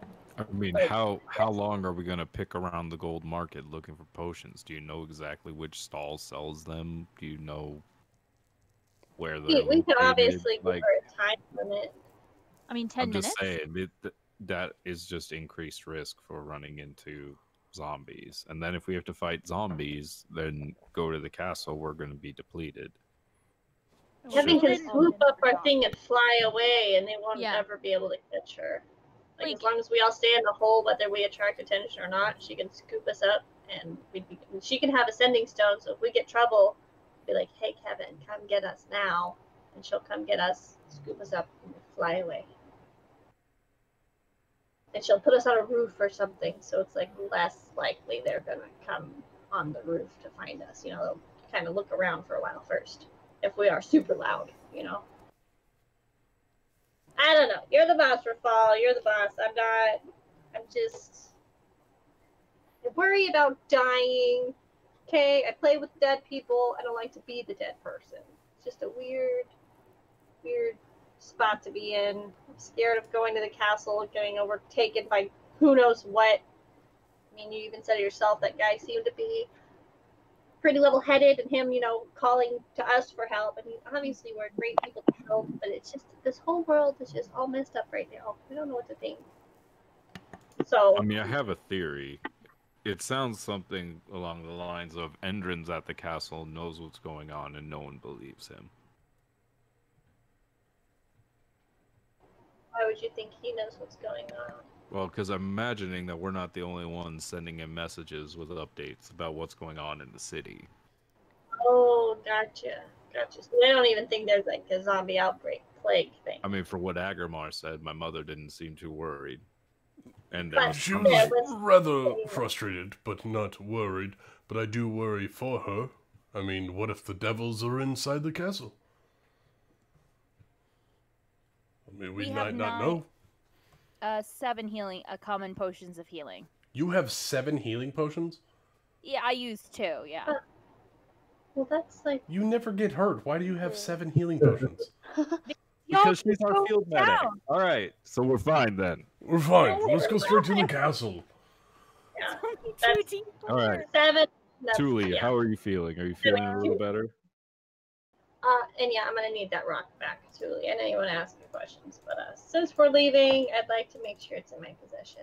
So I will glad you very feel- gladly give it back. Yeah, take your As time, Phelan. interesting as an experience that was, I would not like to experience it again anytime soon.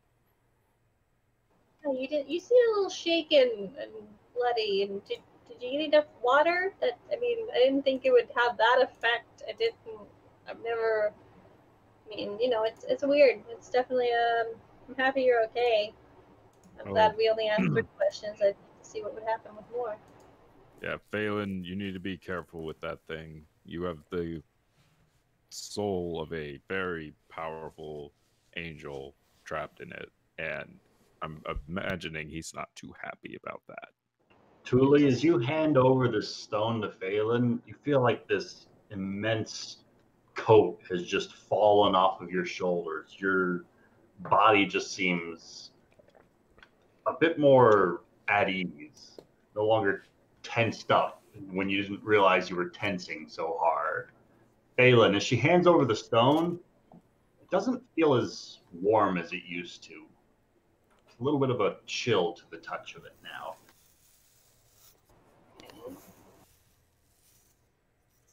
I hand Kevin one of the 2 sending stones. Kevin, only use this in emergencies. We only get to use it once a day. These are the walkie-talkie ones. Yeah, that's what I got. Okay.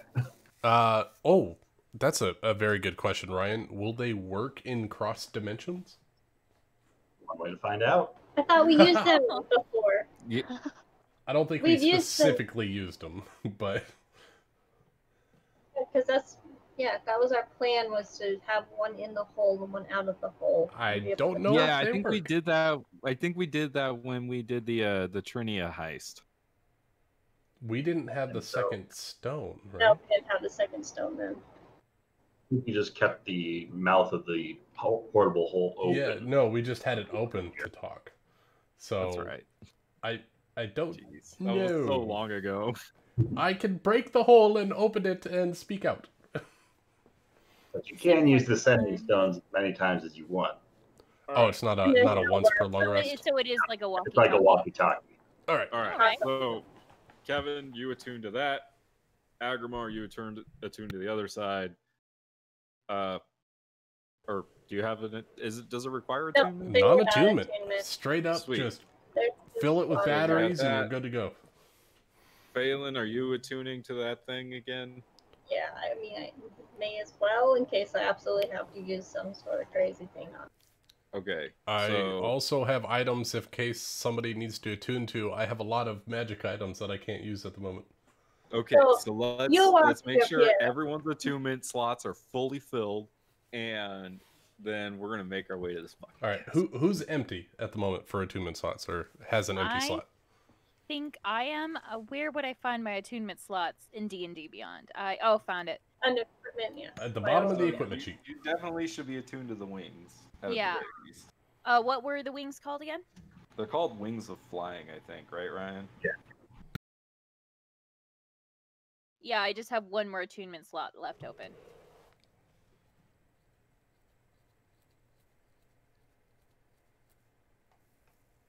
I don't think I have anything that you can use.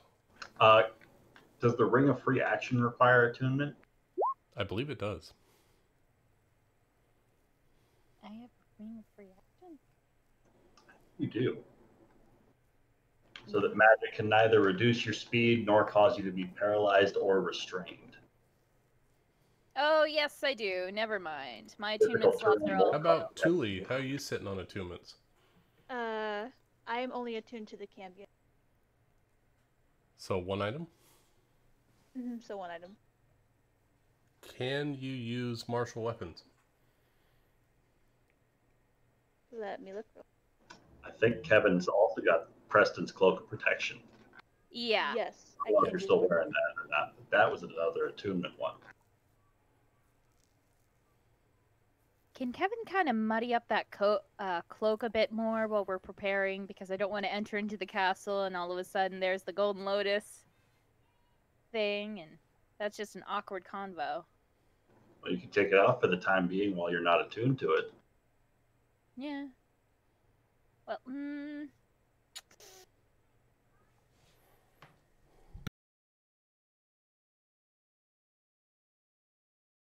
Nah, she'll she'll try to muddy it up. I don't. All right.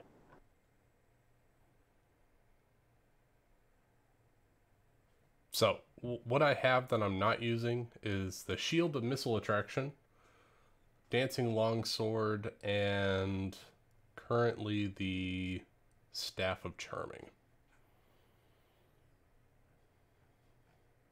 But I'm not giving the staff to anybody. I'm keeping that one. So, Shield of Missile Attraction and Dancing Longsword.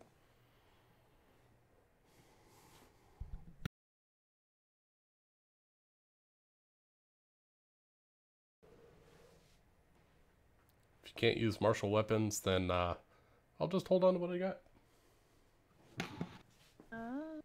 Is Thule full?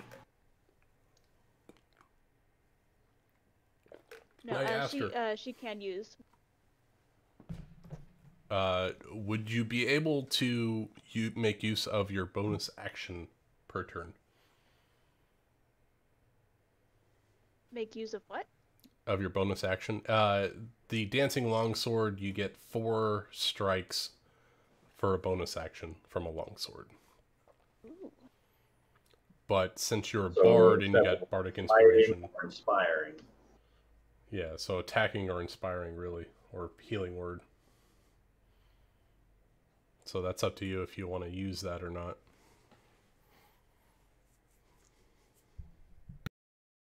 Options aplenty.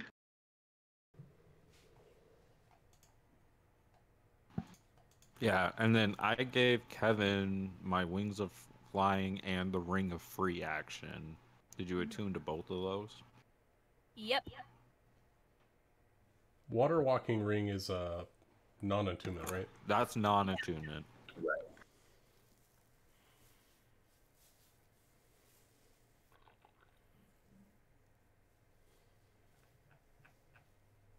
I like Nari's shield too much to give it up, so I'm staying attuned to it. Welcome to Nari's world. She lives on in our memories. By the way, we have 3 days to save Nari. You. 3 days. We can make it, guys. Feels like it's been like a month. She's been a vampire for like 6 months out of game. It's been a long road. I even had her art commissioned as Has a it vampire. only been like a day and a half since the docks? It's been a few days since the docks. It's only been okay. Like You have 2 days left to save Nari. Okay, 3. So I still have like 4 days left on my lions then. God, it's only been like a week or 2 since. I have 5 days left for Divine Intervention. Yay!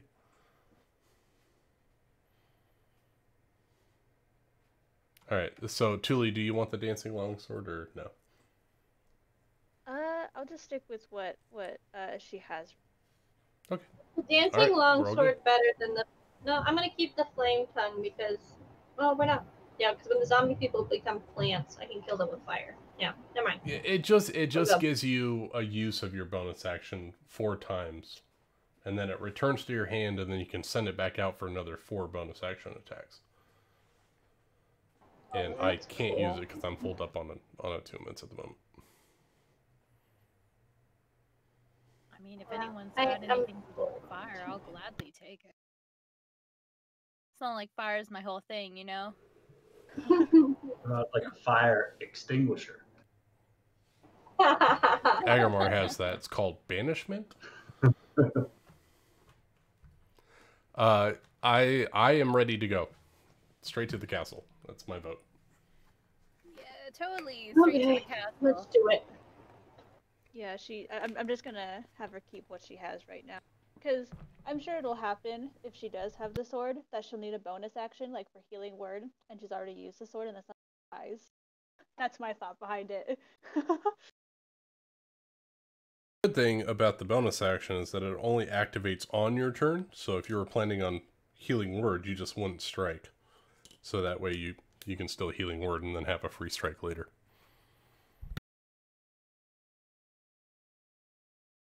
Yeah, I'll take the sword.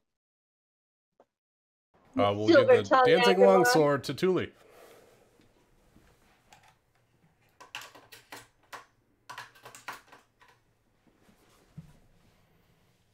Tully's getting the dancing longsword or no?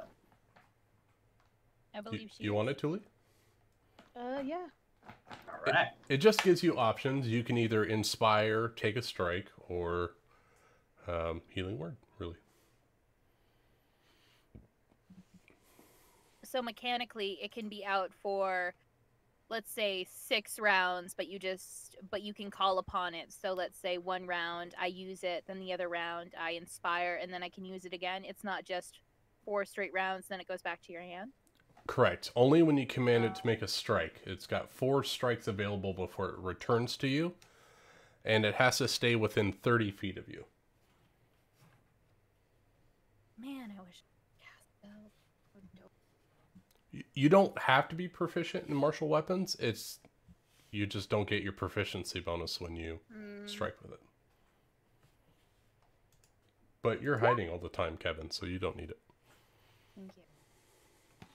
Realistically, it's a good weapon for a spellcaster to have because you can hang back, and if something comes at you, you'll have something to attack, and you can cast your spells at it and all that stuff. Exactly, yeah. It's okay for a cleric. Bards have a lot more bonus actions than a cleric does, but I've got other items that are helping me, and doing an extra, D8 of damage isn't really helping me. Yeah.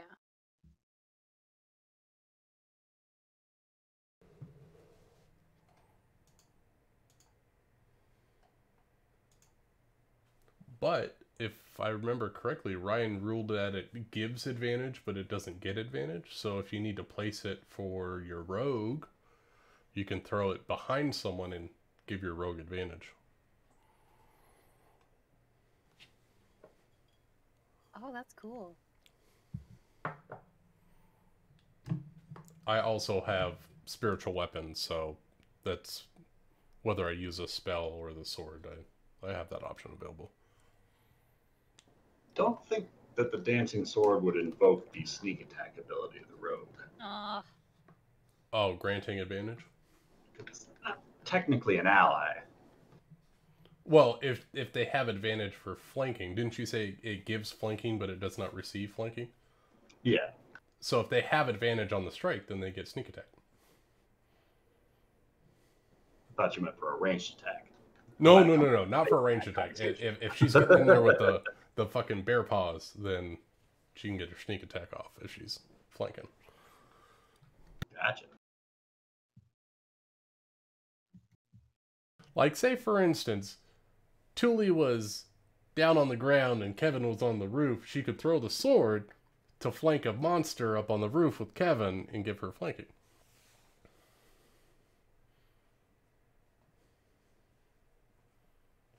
Theoretically, in case we have to do roof-to-ground combat again. Let's not test that theory. I really don't want to either. Last time I almost died. Another reason why we need health potions. Yeah, but I'm on the ground and you won't get to me fast enough. Well, now that I have the wings, I mean. There you go. Sorry for arguing. I'm sorry. Your mark gets in the hole. I want to go. I'm ready. Kevin has the hole, though. Kevin also has to carry all the dead bodies. Oh yeah, let me put them back in the bag, and Do you want to put clothes on them first before you put them in? I think Naked. no, it won't do naked. any good. No, if you throw anything other than bodies in this bag, it disappears into who knows where, dimension. So it's fine. It's fine. They're just, I mean, you don't have to look in the bag. Just keep it sealed, but don't lose it because could be used for one day. And if you come across any cool dead bodies, you can stick them in there, and we'll talk about it later. I mean, it's just bodies, I'm saying, make it all the time. Yeah. Just tell me before you dump them out next time. I was frantic. I didn't think it was possible to lose a body. So I was a little. It's been a long time since I lost any bodies. I do this for a living, so it was quite a shock to find out I lost a body. So sorry about that, guys. Here's the bag, and I will get into the hole. Before Rafal jumps in, he's gonna put his hand on Kevin's shoulder and he's gonna say, We're counting on you, Kevin. And then he's going to jump in. All right. Okay. That was the dad talk. Don't fuck up. All right, so Kevin, as the rest of your party climbs into this portable hole, one by one, they leave you alone. What would you like to do?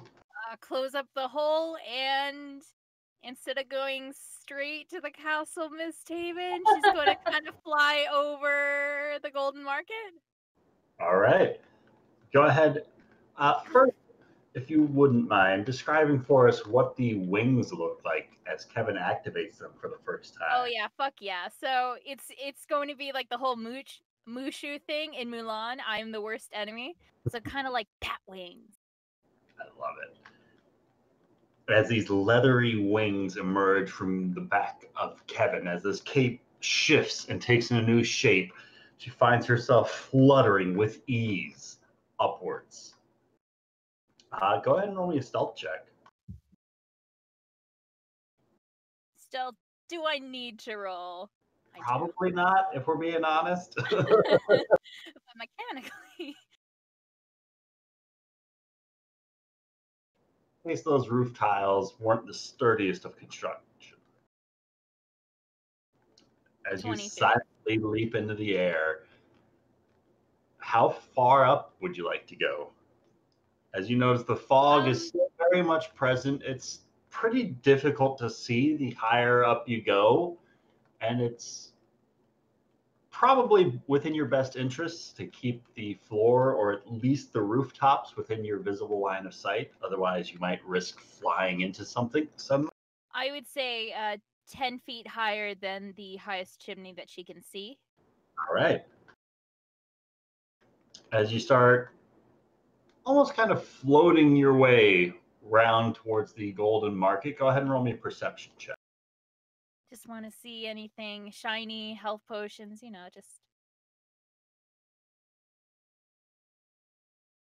As you make your way down towards the end of Elm Street, surveying the still slain corpses of some of the undead where you guys fought them, you continue drifting around towards the open market square. Your eyes are busy scouring amongst the remains of the market stalls, and then your eyes start drifting up towards some of the more permanent building locations. And you see the baker, the butcher, Lava's apothecary, and your eyes just kind of linger there.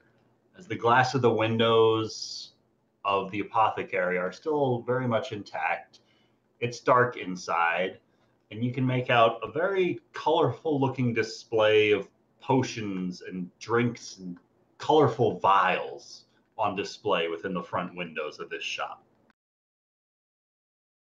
It's inside the shop, right? Inside of the shop. Outside in the market square itself, you can make out 3 shambling figures within earshot. You would.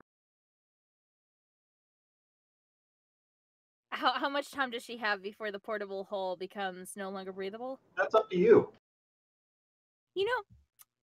She's going to open up the hole on top of the roof. All right.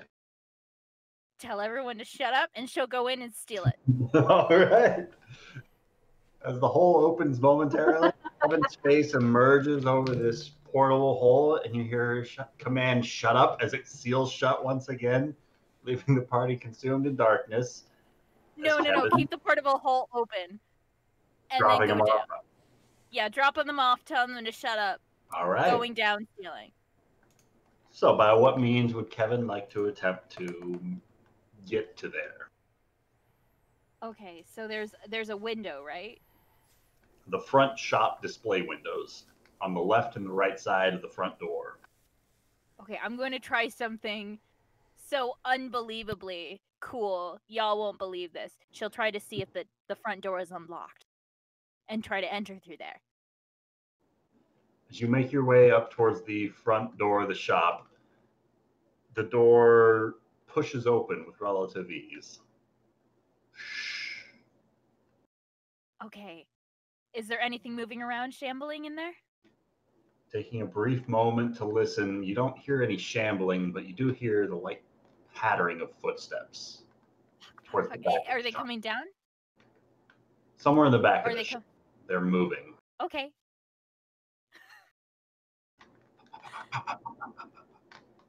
She'll quietly go over towards those potions and try to steal them. All right. Just scooping whatever you can. Whatever he can, whatever she can grab, just... All right. Go ahead and roll me a sleight of hand check. Oh, God. I mean, the lowest thing I can roll is a 20. Ask the 24. As you start dipping one after the next, after the next into your pack, you might recognize some of them as the peppermint smell kind of wafts into your nostrils as the common healing potions. The next you recognize as a neutralizing agent for some poisons and the like. There's a fiery looking green fluid that looks almost caustic that you recognize as alchemist's fire as you toss that into your bag as well. And in total, you wind up scooping up about 8 potions. Great. Anything else? 4 common healing potions. Let me look up the specific names. Yes.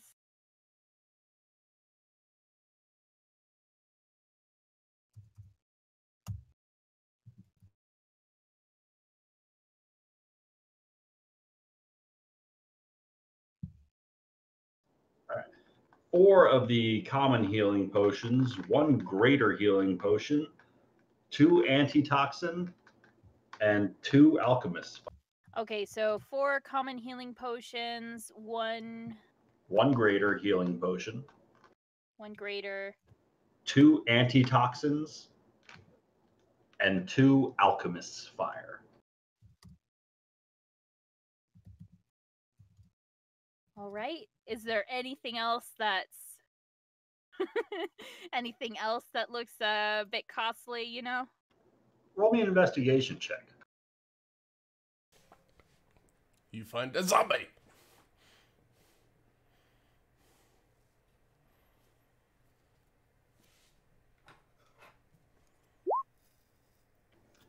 Looking around some of the nearby displays, you can make out a variety of different sort of cauldrons and glassware, beakers and stirrers, and almost like Bunsen burners, these continual flame equivalents, as it seems like different varieties of alchemical displays of different craftware.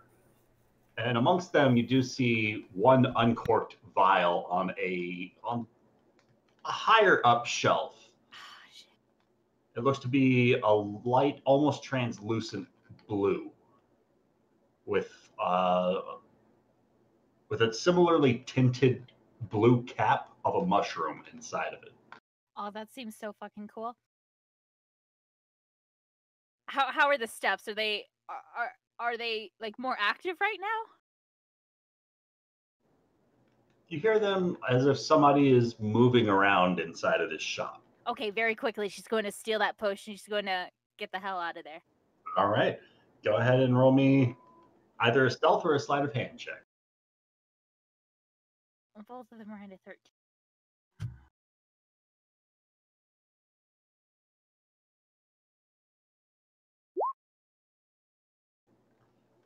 You scamper up the side of these shelves, and without disturbing any of the glassware present across most of them, you scoop up the uncorked vial successfully and quietly. All right, then she'll exit the shop, push the door closed, and go up to the roof.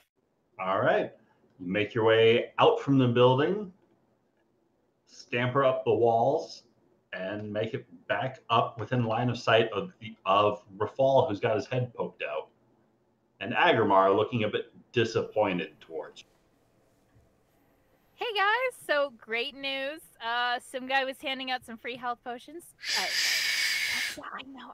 Don't worry about it. Anyway. Yeah, sorry about that. Sorry. Time to go. Yeah, I know. Okay, so she'll toss her bag in, not with the corpse holding, not with the corpse. She'll toss it in and fold up the portable hole and fly to Castle MistHaven now. All right. Ryan, about how much time do you think it would take to fly to the castle from where we're at? How fast is Kevin going? Fast? Movement, action, bonus every round. Yeah, move. Full-blown sprint. So how fast Yeah. can you go? So I that's move. 180 feet around. So it's I- 180 feet every 6 seconds. The fly speed more or no? Fly speed is 60 feet, yeah.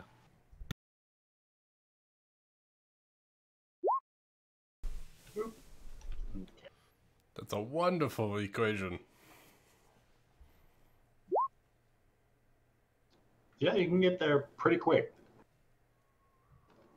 As Kevin's going full speed, like a freaking comet across the skies of the rooftops, she bolts from one end of the Golden Market, searing across rooftops at breakneck speed, making use of her action to go 60 feet, her bonus action to dash another 60 feet, and her action to dash another 60 feet through the air, rapidly, slowly, nearly breaking the sound barrier. She thinks. Hell yeah. As she's just whipping across the skies of the city. And she starts closing in on what looks to be a small cluster of people nearby the bottom of the steps to this enormous castle built on top of the pyramid here. There looks to be a small cluster of commoners and priests outside of these metal gates that lead into a sort of gatehouse at the base of the stairs to the castle. She'll land a couple of feet behind the common folk, open up the portable hole.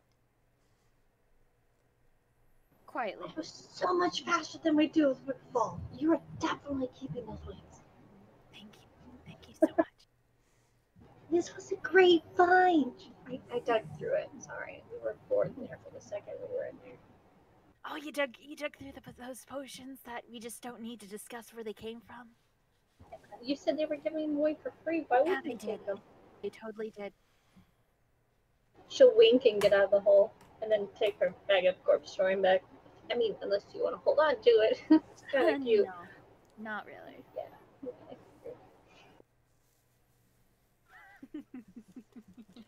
As she starts leading you guys and helping you out from the mouth of the portable hole, you guys start to catch sight of the setting that you are now in as you climb out from the portable hole and into a back alley. It looks to be around the corner from this sort of open square where a small gathering of people are at the gatehouse to the castle.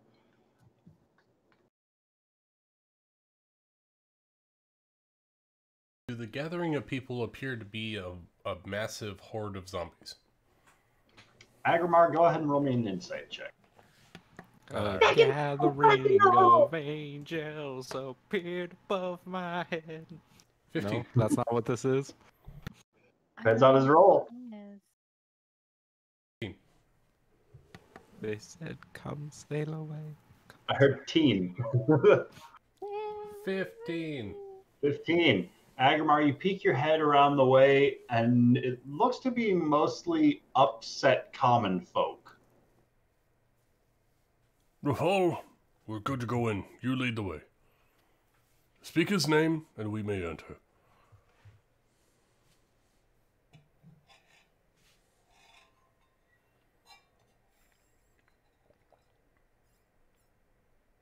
Are all these people just like stuck out here? Like They're probably they can't going get for in? safety, and they can't get in. They're blocking all these people from getting in there to safety. Assuming everyone is acting on Agrimar's order and starting to approach. No, Rafal's not yet. Rafal's just kind of standing there, like staring, like silently, like Right. thinking. Are we going to go? Rafal, you okay? You doing good? You have to understand, you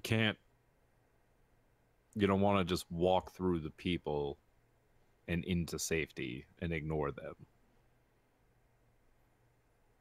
Do you want me to put them in the portable hole and deliver them to safety to the inn? What do you want to do?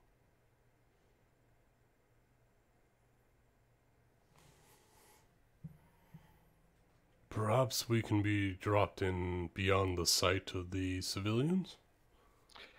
Thule, Yes, Sir Father.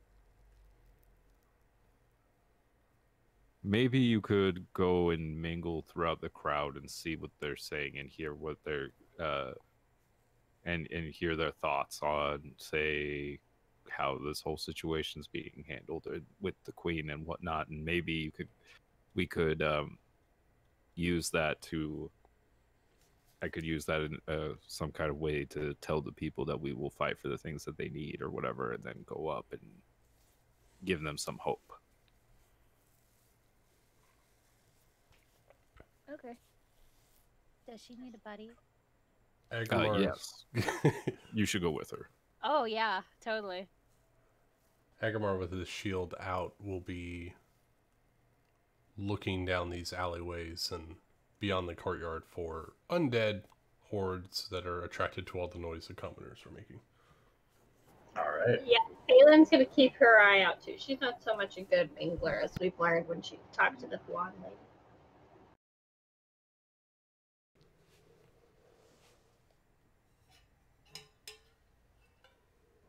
So who's leading the approach? Thule. I guess he is. Maybe just kind of idly walk through the crowd. How big is it? Is there like a lot of people?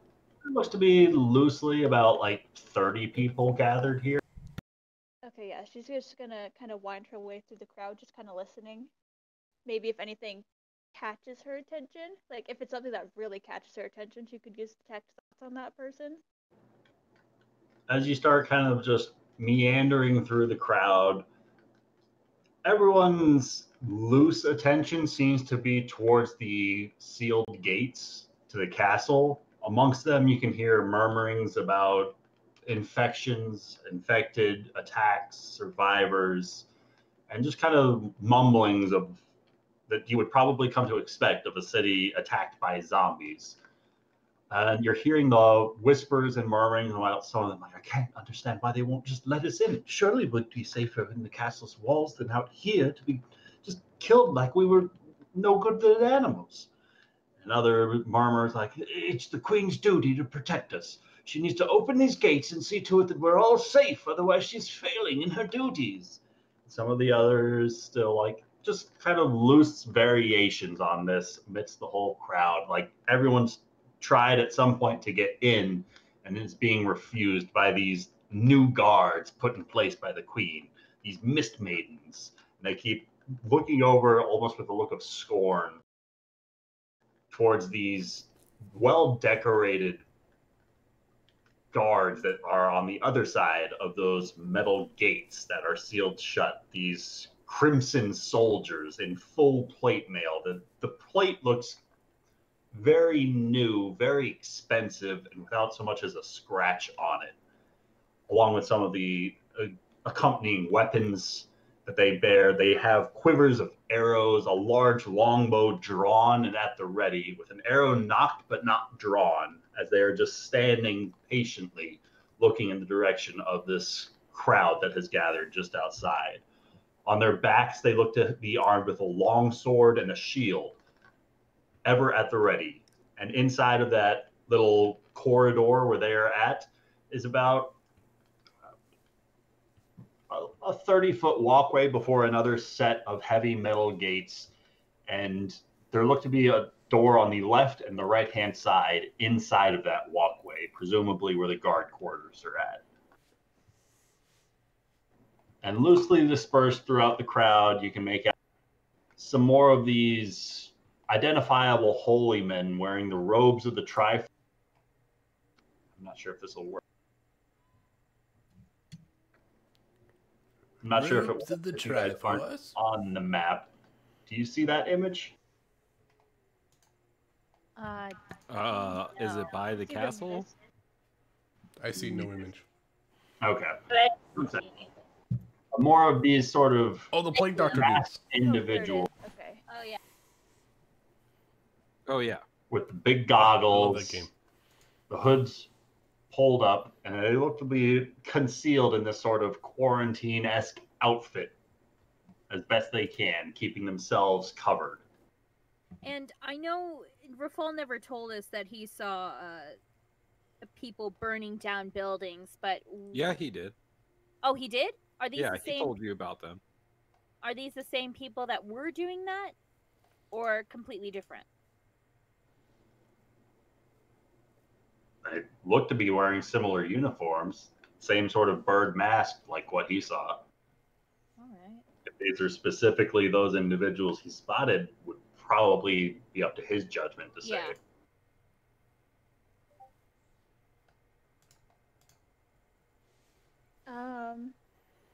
Is there any way to tell, like, if like, just from outward appearance, if any of the people in the crowd appear to be like, show the signs of like the infection? You can clearly see the sort of red splotches and stains present across many of them where their skin is exposed, just across faces, on the sides of neck, on forearms, just sort of wherever you can see it amongst a majority of this crowd. Okay. I'm gonna Truly's going to approach one of the priests that's in like the quarantine shit. All right. And she's going to ask, excuse me, why are you all here? Would it be safer in your homes? It is our duty to oversee the city's populace in times of great travesty. I could say a prayer for you, my lady, if you think it'll provide you guidance in these trying times. You hear this voice just sort of squeaked from the other side of the mask.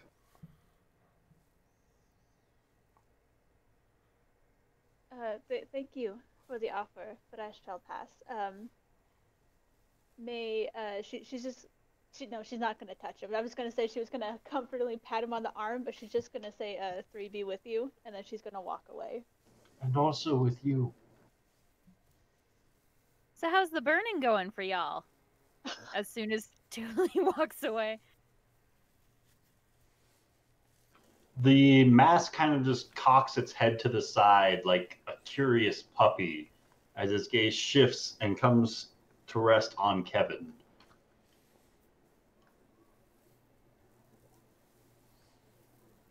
I would assume the church is doing what needs to be done in order to stop as many as they are able, to save as many lives as they can. Surely the church would not put their own lives above the others that they congregate. Right.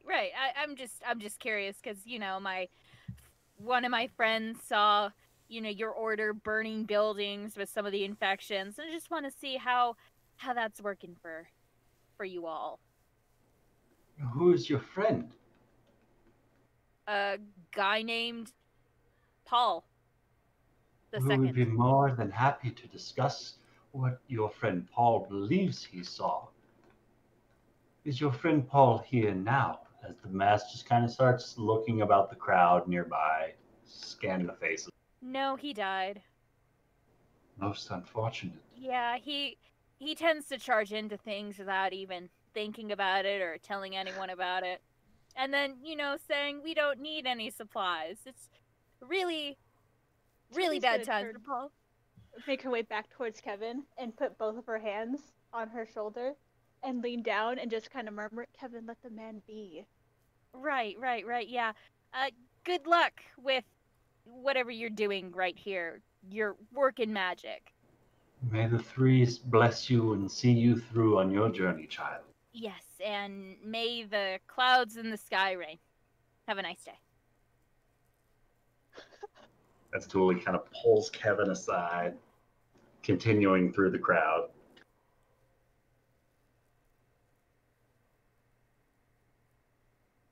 Alright, I guess she'll make her way back towards Rafal and Agramar, and well, the rest of them. All right. And these were all commoners? Aside from the priests, they look to be all commoners. And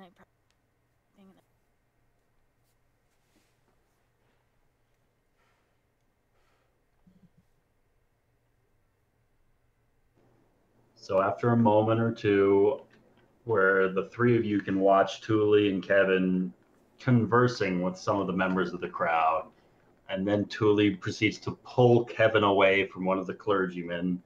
They begin to reapproach the alleyway that you guys emerged from. And after rounding the corner, the five of you are once again out of line of sight to most of the crowd.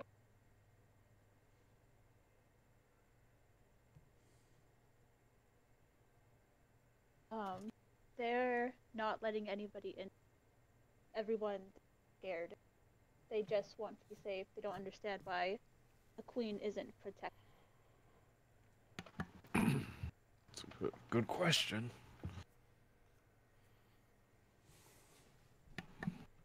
Did Kevin see the signs of infection?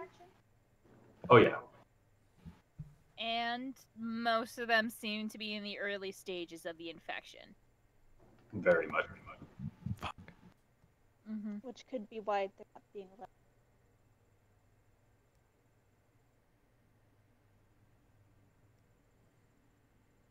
I say we just make our way in.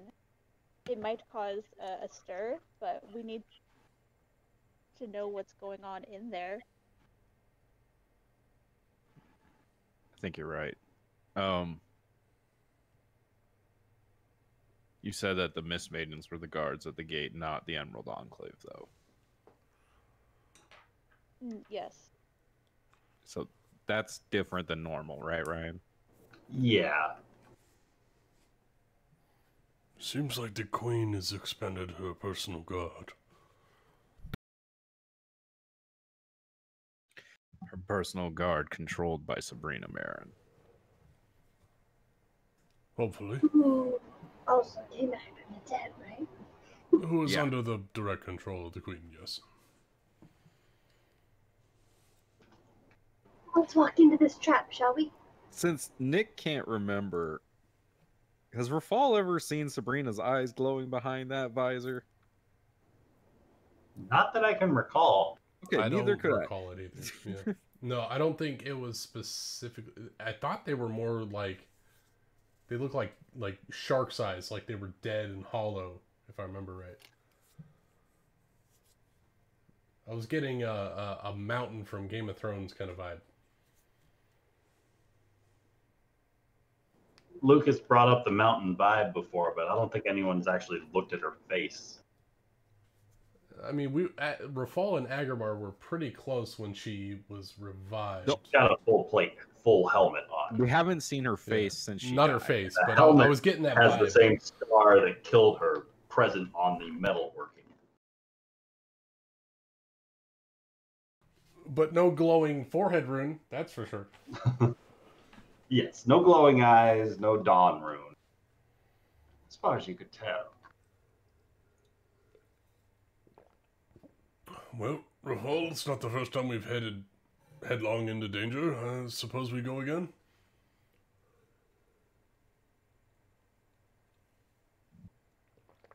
I guess. Yeah.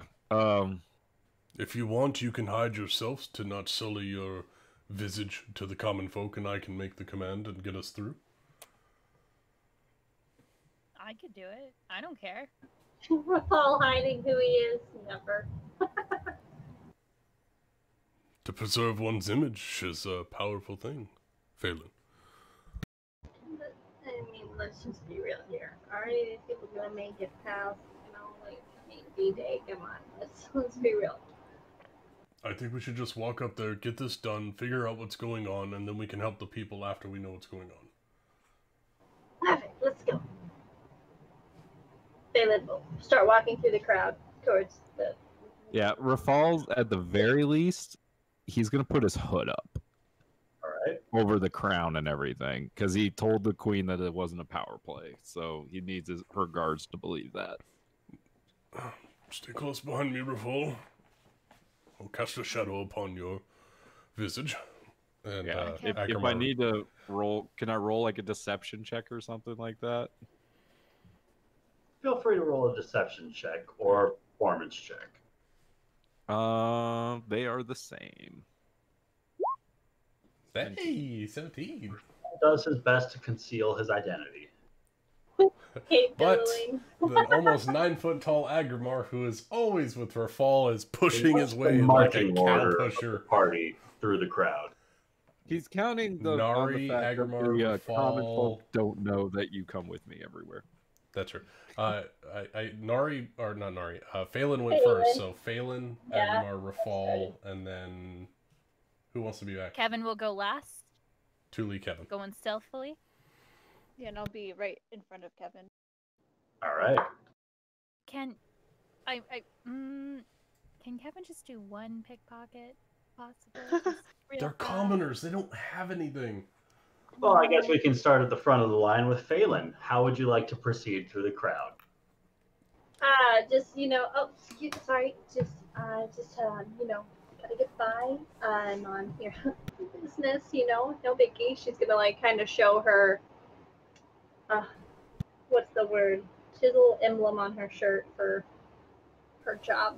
Mortician? That's not what they're called. What are they called? Mortician is right. You're a crypt keeper. Crypt keeper, yeah. I was like, no. In-game, no, yes, crypt keeper. Crypt keeper. Yeah, I was like, I know it's a mortician, but it's not right. So, she's just gonna be like, sorry, just business person. Just don't mind me. I'm just kind of squeezing along. Oops, yeah, hey, and kind of slowly pushing people out of the way, making way for Agrimar and Rafal. And if anyone gives her trouble, she'll just kind of stare them down with her cold, dead eyes. All right. So, Agrimar, how would you like to follow Phelan? Agrimar is as gently as his stature allows, just kind of, he's got his shield out in front of him on one side, just kind of gently pushing people to the side, and he's taking his long right arm and moving people to the side. Please let us through. We have to speak to the gods. Let us through, please. Agrimar, you said your passive insight is 19? Yes, it is. As you were walking through the crowd, most of them just kind of scramble to the left and to the right. But some of the priests that you kind of push your way, there's a little bit more resistance as their eyes seem to as their goggles seem to linger upon you for a moment as you pass by, as their gaze just kind of trails you. I've seen them probably in the church. So, I just give them a nod and continue on my way. I will not stop for anything but a child in my path to the gates. All right.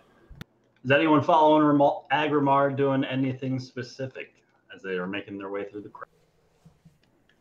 Kevin, are you going to try and pickpocket? No, I'm not. I'm kidding. No, but she will stealthily move through the crowd. All right.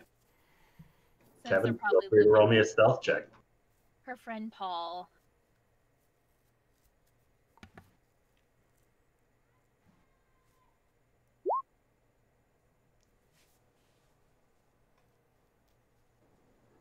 Kevin kind of vanishes, takes a little bit of a different path through the crowd, and within moments, she's out of eyesight from even Thule. As Rafal starts to follow Agrimar's kind of parted pathway through the crowd, as the party's making their way through to the castle stairs, Thule, that same priest that you and Kevin spoke to a moment ago, kind of steps up towards you and lightly waves his hand, not close enough to touch, but close enough that it's kind of a little bit in your personal space bubble.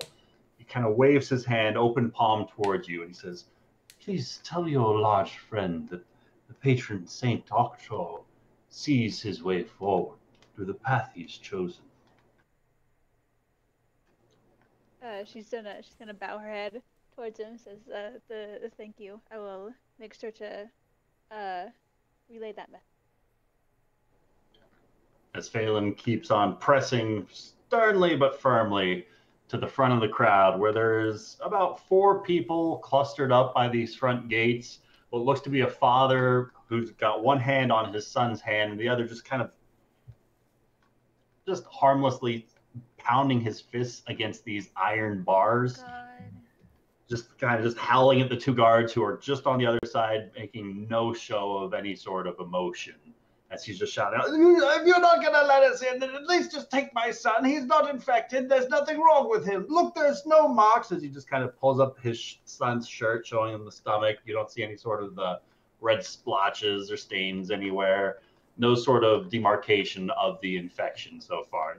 It's not safe for us all to be out here. It's the Queen's duty to see us through these trying times. We're her citizens. Why are you doing this to us? And the 2 folk on the left, looks to be another older gentleman and a younger lady that are both just kind of patiently standing at these front gates, just waiting for something to happen. As Phelan pushes her way up beside them. Can I, with my enhanced perception, see if any one of these 30 people look familiar or have signifying marks of the dawn about them? Agramar, go ahead and roll me a perception check. All right, one moment. 17. Looking around, I mean, none of the faces seem to be anyone familiar. You might have crossed some of them on the street once upon a time, but didn't really take any note of them. Nobody here that you've interacted with in any sort of significant way.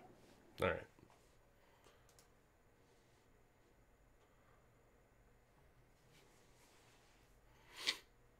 Hagamar pushes his way towards the front next to Phelan. Push yourself up beside Phelan and the child that is being held by being pulled up by this man.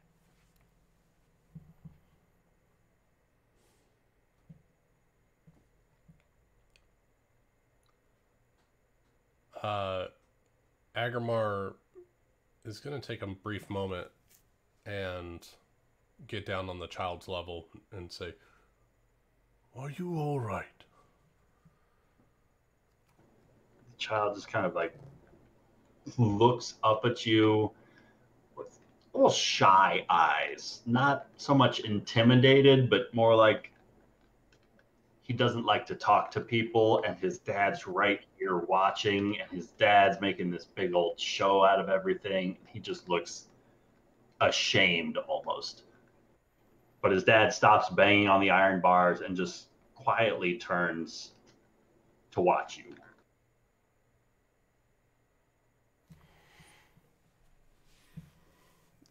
And looking over the father, how does he look as You far can as the see infection? that red splotch just underneath his chin, kind of creeping up his neckline.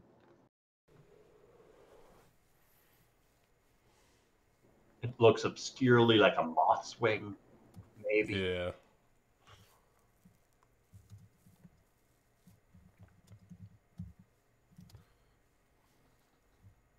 I'm sorry that you're not able to get in, friend. It seems like this is a terrible time for all of us.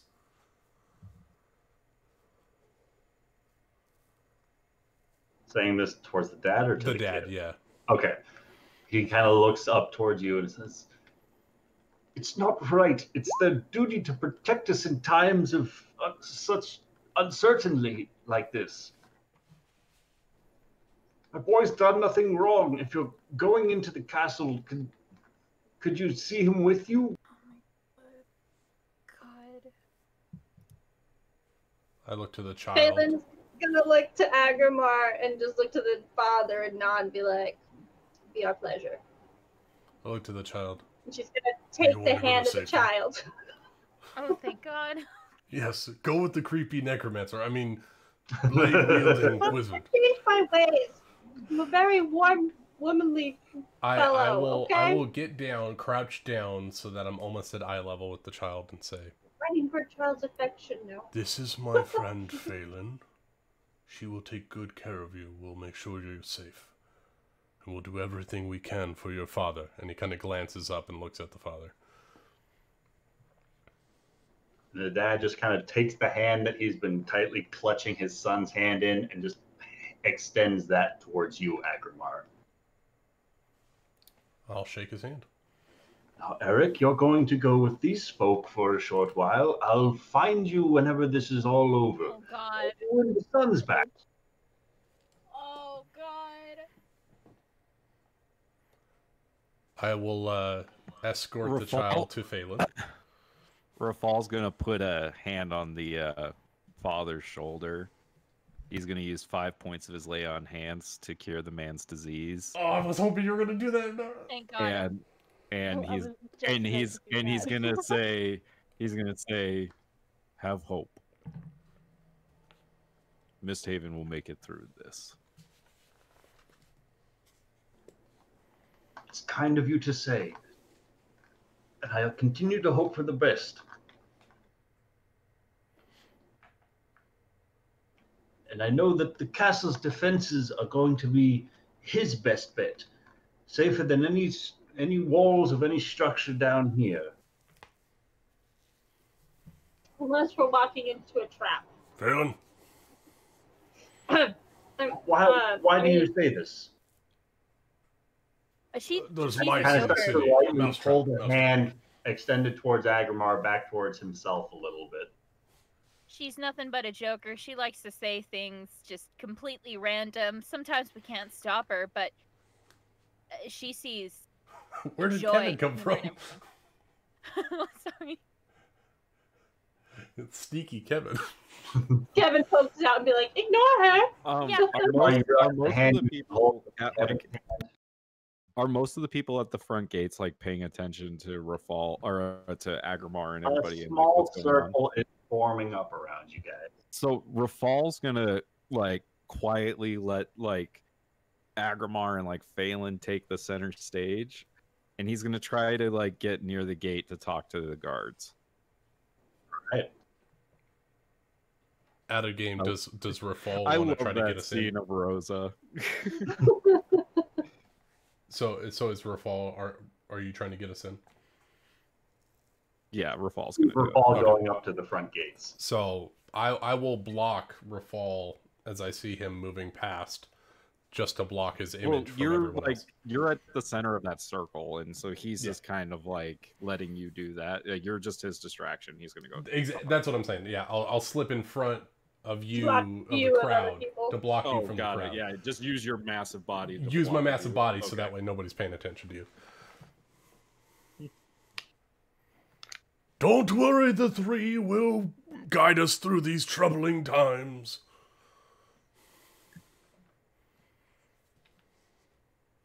Have Make faith, it a and we will performance. be delivered from this evil presence. You see, the priests are now definitely paying attention to you, Agrimar.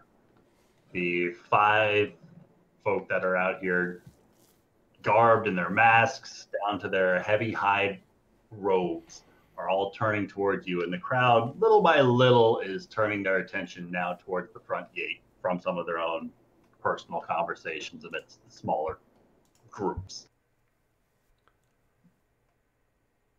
So while he's spouting philosophical, Rafal will get near the guards, and he'll say, "My name is Rafal." Approach those front gates, and 10 feet on the other side of these thick metal bars, you can see these 2 mist maidens.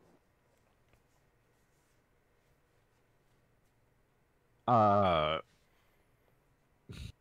don't suppose he would. They might have been in the room. He's just gonna pull his hood back and see if they recognize him as when he approaches the gates. Back all the way off, or just enough so those that you're facing can see you? Just the enough so the 2 that are like looking at him can see him. There's no visible change of expression in their pose. They continue to stand there, legs about shoulder width apart, with a longbow drawn, an arrow knocked, but not drawn back and ready to fire. Just holding that at the ready in place. Then he will call out to one of them, and he will say, "My name is Rafal Edia. I'm here to see Marcus Thessalonius Endrin. He said to give my name and his at the gates, and you would let me in." The one on the left's head shifts from its kind of not paying you any mind since you walked up here, palace guard kind of posture, to shifting towards you as soon as the Endrin's name is used. And she steps up towards the front gate, almost to kind of more closely inspect you, before she turns around on her heels and she kind of walks into one of these side chambers, throwing open the door and slamming it shut behind her. And a moment or two goes by before she and two other Mist Maidens walk out from that same room. And they start to approach those front gates. And now the four Mist Maidens on the other side of this gate step up to and press themselves firmly against the metal bars of the gate, as one of them reaches up towards the locking lever and yanks it open. And at once, kind of all the nearby gathered crowd starts to push their way forwards, closing in around. Calm emotions on the crowd. All right. What's it look like as Agrimar casts this spell? Wait, what are you doing? I'm calming the people so they don't riot and get killed by the Grey Maidens. Oh, that's a good call. So Agrimar has been very flamboyant with his arms when he's kind of preaching to the three, or about the three. And he puts his arms together, interlocking his fingers, and then spreads them out in a wave, exuding calm. And he says, "Everyone, please. Causing a riot is not going to help anyone get past this. Go back to your homes, barricade your doors, and the guards will take care of the problem at hand. Charging into the castle will cause unnecessary damage and loss of life. So let's all cool off and head back home, where it's safe." So a 60-foot, or a 20-foot radius? Yeah, 20-foot radius sphere in front of Agrimar, trying to envelop the crowd to get them to calm down. Because of the gathered circle, it's particularly encompassing. So I'm attempting to suppress an effect that's causing the target to be hostile. I love it. Any sort of roll involved? A charisma saving throw from every person inside this sphere. What is the DC on this? 19. I just wanted to show off. You don't. Shut up. We have to. Oh, do we? It would be, yes. Kevin and Thule would be involved because they're in front of me. Oh no. If you guys are within 10 feet of a fall, you get +4. Kevin, it is a slightly calmer Kevin. Is it a charm effect? It is enchantment, so it would be a charm type So effect. Phelan, Rafal, and Agrimar would be close enough to get the bonus, but Thule and Kevin were still hanging back a little bit further from the boy and his father. He's just exuding calm, but yes, Kevin would have advantage, I believe, because you're a halfling? No, that's against fear effects, right? Yeah. But it's just making you more calm, so where you were Oh, kind of yeah. agitated, it just kind of calms your emotions a little bit, which I would expect is something that you haven't had a calm emotion in quite a while. Frustrations over your party's stealth rolls just seem to fade from memory. Yeah, everything's. I don't know Relax. why I've been so high strung right now. No, it's whatever, you know? Everything's going good in the universe. Why fight it? As these two metal gates shift open and they start to creak open towards the guards, revealing a small opening for Rafal. Just even Rafal's size would still have to squeeze between these the guards. Oh boy, I'm gonna get stuck. As like before Rafal fully like goes through and like so they can like shut it behind him, he's gonna point out his companions so they know who all is coming through with him. You do this, and you see the two that are in the middle that you'd have to squeeze through to get through these gates kind of exchange a look. And it's a little bit longer than you would have liked before their gaze returns to you and the gate creaks open a little bit wide. He doesn't care as long as they let him do it. Agrimar will be the last one through the gates. So, who's going in? Phelan's gonna. Oh, yeah, you go. I mean, Kevin's going to strode right through. Like, why be sneaky about it? Everything's going to be handled by the castle guards. Like, come on. Everything's so good with the world right now. Joke's on you. This is Skyrim. They know you have stolen shit on you. You know, Exactly. You violated the law. Whatever happens, happens, man. I'm not going to fight it. Things will. Oh my god, I turned Kevin into a hippie. Might as well, you know. And who is leading the kid? Phelan. As my kid comes crying into the room. Kid goes crying, running into the castle. Kid starts to whine as he's pulled away from his dad. Oh, no. He's gonna look to the dad and nod. As Thule enters the gate room, leaving just Agrimar outside with the calming crowd as more from the outside of the radius are starting to push past some of the calmer individuals. I'm going to maintain my concentration on that as I back up to the gates, and I'll whisper to one of the maidens, "Now is the time to close the gate." And as soon as you squeeze by, they're already moving towards the gates, almost simultaneously in step. As the lock is once again engaged over the metal bars. And the gathered crowd starts to just angrily push past those who have been a little bit more passive.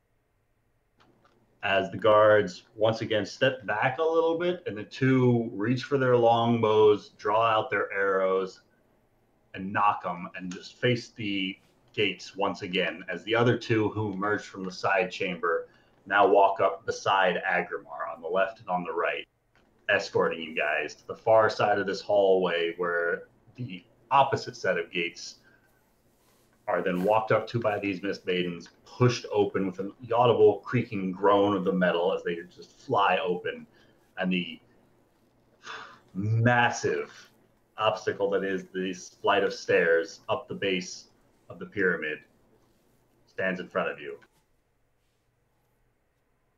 Oh! As you guys make it through the crowd and start to ascend the 80 stories worth of steps that lead up to the front gates of the castle.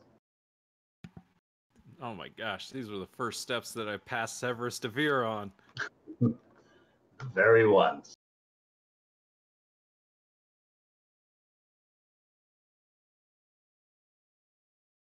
Oh, that's so great. We're getting our own escort. Guys, this is so great right now.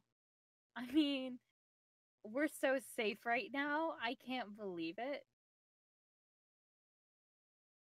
This is great, guys. This is wonderful. Step by step by step, you take the long, arduous journey up to the front gates of the castle.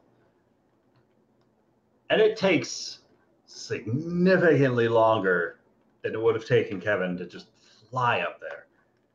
You are very much aware of this, Kevin, with every step. Starting about probably after the 10th flight of stairs, after the 10th story, it really starts to burn.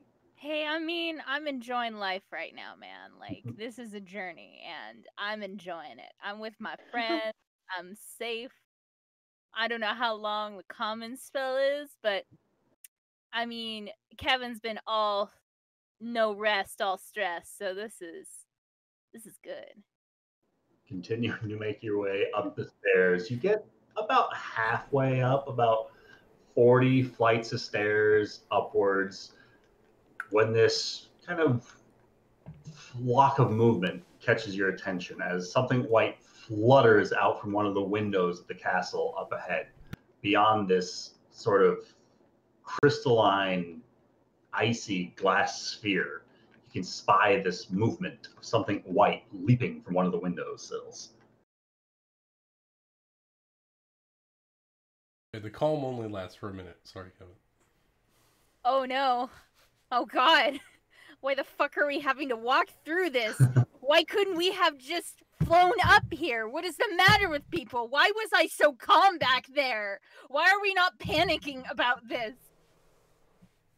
And she's just going to sign. Just steps, Kevin.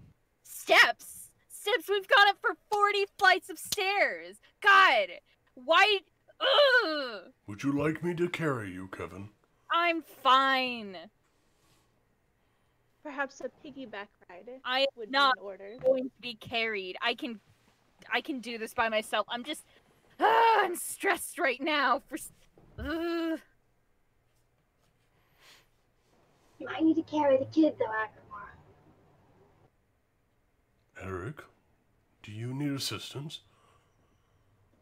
The sweat is just pouring out of this kid as he's puffing and puffing, and he looks so out of breath he can't even give you an answer. I But he pick just him up and put him on my shoulder. weakly nods his head, Put him on my shoulder. Carry him. scoop him up, and continue your journey. Oh, sure. You ask him. You ask for.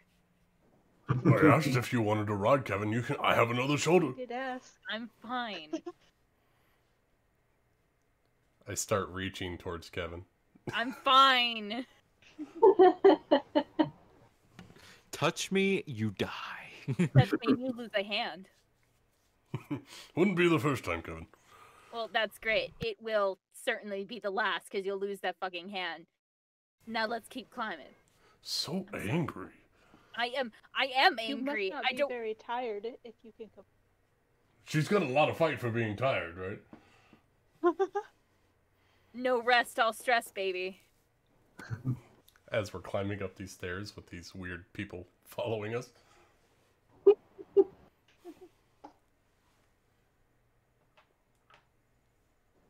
As you guys are continuing to climb, you're getting closer and closer to this sphere of solid ice that completely encompasses the castle above. And you're getting closer and closer. You get to about 100 feet from the edge of this solid glass-like wall. And you can see that flapping white of what looks to be a snow owl just hovering in place about 40 feet up from the steps, just watching you on your approach. As you continue to draw closer and closer with every step, getting higher and higher and closer to this barrier, you get 20, 10, and then right up to this solid ice barrier. Is there anything you guys would like to do? I want to know what kind of magic caused this ice barrier. Yeah, I was about to say the same thing. Can we do, like, as we're getting closer, feeling the energy of it? Is there a way to, I don't know, Arcana check, which I rock at, or would I have to do a spell? There are spells that could tell you exactly what it is. I know, I'm looking. I don't think I have it. Yeah, Detect Magic, but I don't have it prepared today. So there's that. Oh, the wizard doesn't have that spell. But You know what? You know what? I believe Okay. Detect Magic is a ritual spell that if you don't have it prepared, you can spend the 10. Yeah, you know what? We got 10 minutes walking up this freaking thing. As everyone else is bitching, she's just going to be muttering under her breath as, like, these little lisps of purple kind of leave her mouth every now and then. I think Kevin was totally do it. Pull out a wand. I don't need to carry a wand because I have the Ruby of the War Mage. So as long as I have my weapon, I'm set. No, I pull out my wand of magic detection. Well, okay, you know I'm what? joking. Screw you. Screw you. No, I hear you. I'm gonna let you have your moment. Probably won't work anyways. So you know what? This wizard's just gonna retire after this, and I'm just gonna bring back Nari the vampire. You guys can just judge her for everything. Oh, Amanda, we love you. Sure you do. I do. Climbing up I only joke 80 because stories it's out of love. It's fine, Agramar. Just carry the kid. Agramar, carry the kid. Go ahead and roll me an Arcana check to go with your dialogue. As you start to immediately sense upon approach, getting closer and closer to this immensely powerful spell that you recognize as being cast. As you get closer, Phelan, you start to see this aura wafting off from the effects of this spell, reminiscent of the conjuration school of magic, which you might be familiar with. This enormous ice sphere encompassing the entirety of this castle, like some sort of solid ice barrier, almost. You have no idea what this spell is. Would Agramar be able to? It's very powerful conjuration magic. It's obviously conjuration magic, but you know the spell name is just slipping my mind. It must have been in that book that I was planning to read, but that other book I was planning to read. It's in the list. You know, I'll get there. I just haven't really worked my way up to ice. You know, I don't focus so much on ice as a spell thing. So you know, it's just not so much my forte. I mean, you know, maybe with just a little bit looking at it a little bit more, I could possibly figure it out, but it's just, you know. Perhaps I can provide some assistance. I mean, you could try. It's a hard spell, so if you don't get it, don't would I be able to try to ascertain this? By what means? Arcana. Magical wand. See if I can outsmart the wizard. Shut up, okay? Is Agramar proficient with Arcana? I am. Sure, you could attempt to roll. I think someone is. Everyone has always 15. done better in Arcana than me, okay? Agramar, much like Phelan, you have no idea what this spell is. You see, this is a very powerful spell, Phelan, not some paltry magics. I just told you it's really powerful spell, Agramar. I know it's powerful. Oh man, I think we both need to hit the books when we get some free time. We should make the library a stop. You know, maybe if we would have went to the library instead of, you know, looking we would for have known dragons. what this was. Yeah, you know what? That's probably, you know what? Yeah, we'll blame that. We're gonna blame the dragon. Freaking dragon. Stupid dragon. Yeah. So with our lack of knowledge, we head heedlessly towards the icy dome. Walking and panting and trying not to die. Up against the icy wall. You have made it up nearly 70 stories worth, with the last story or so being blocked by this sphere of ice. Jeez. As the snow owl on the opposite side, just kind of hovering there watching you, just kind of, its head rotates almost a complete 180 around. Can we just be grateful if the zombies get through that gate that they have to walk up these stairs and it will definitely be winded by the time we have to fight them? I look to the maidens. No can you let us in, please? Nobles are so thin. The guards just stand kind of to the left and to the right of the party. Their expressions do not change. Can I get closer and touch it? Does it feel cold to the touch? Phelan, you place your palm against it, and it feels like frozen ice. Oh, that's nice. She's gonna put her face Despite in the temperature itself probably hot enough to be melting ice, it maintains its coldness. She's gonna press her face up against it because that feels good after 70 stories. Phelan, Like a cold 5 body. gold pieces. Lick it. I'll add another 5 to that. Phelan's gonna smile. She'll stick her tongue out and lick it. Okay. Phelan, roll me a dexterity saving throw. Please just fail it. Oh, of all times to roll high is to not get your tongue stuck to a giant sphere of ice. 10 gold, bitches. Yep. Oh, Yeah. jeez. You know, oh man, I left my other gold, my wallet in the at the end. No. None of us believes Kevin leaves anything anywhere. Hey up, Kevin. You're the one who started it. Hey, how about you lick it, and I'll give you back your 5. Revolt, can you save us from this madness, please? Double or nothing. You asked them how to let us in, right? What did they say? Just stared at us. He said that the maidens would let us in. The guards would let us in. I mean, Rafal's is going to go up and touch the thing. Rafal walks forward and touches the solid wall of ice. He can feel the cool of it, even through his armor, through his gloves. But it feels like a solid wall of ice.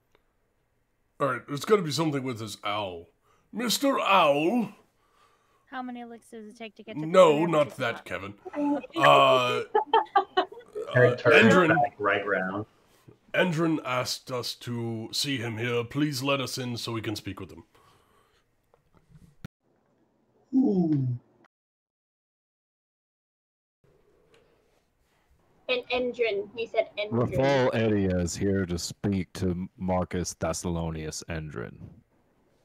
Its eyes shift from Rafal towards the next in line. Who?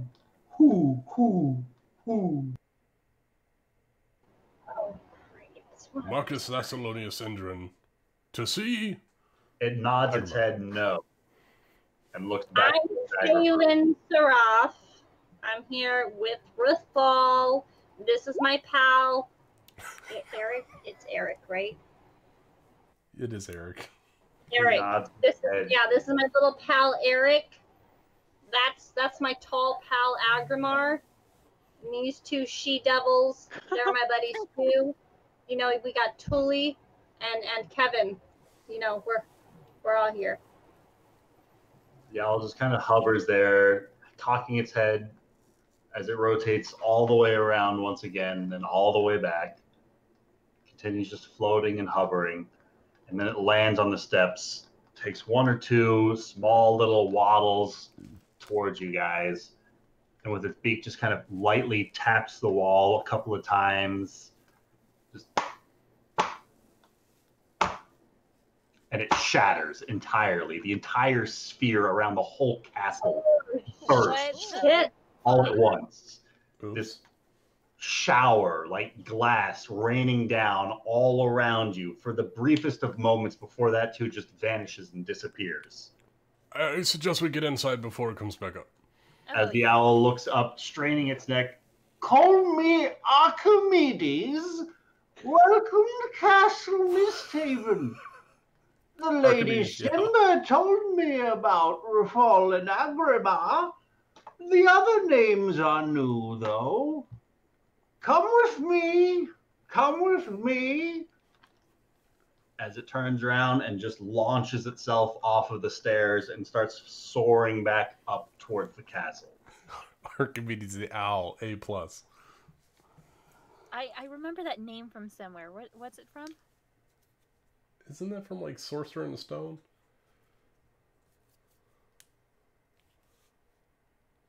I think Merlin and the Sorcerer in the Stone have a name Archimedes.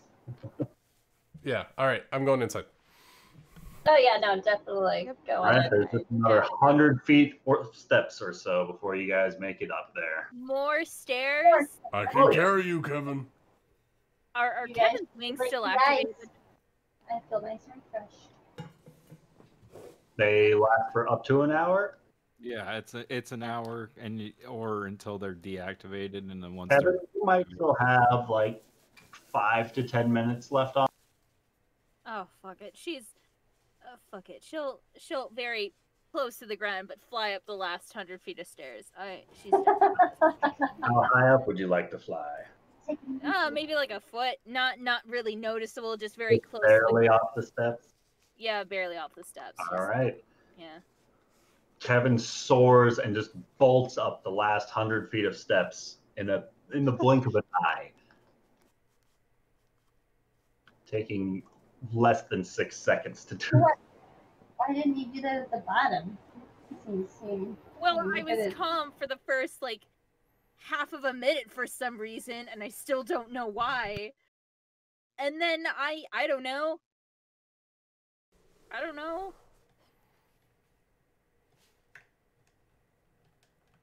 You guys are shouting this between each other now with this 100-foot gap betwixt you, slowly closing. It's another few minutes before the rest of the party joins Kevin up towards the top, where you find yourselves passing over what looks to be one more guardhouse up above with an open gate, but you can hear the shuffling of metal gauntlets and boots up above as you walk underneath this sort of bridge, and you can spot the murder holes and the occasional flash of metal armor on the other side up above. Before you round another turn, and there's another roughly 40 feet of stairs lead up to these massive wooden doors to the castle. Can Kevin fly up those again? And whips up those with minimal effort, making her way up to the castle. And about the time that Kevin lands in front of them, those enormous doors start to creak open. Egamar thinks, hope it's not a trap. And Kevin, you find yourself looking into the main entrance room of Castle MistHaven. Does it look expensive?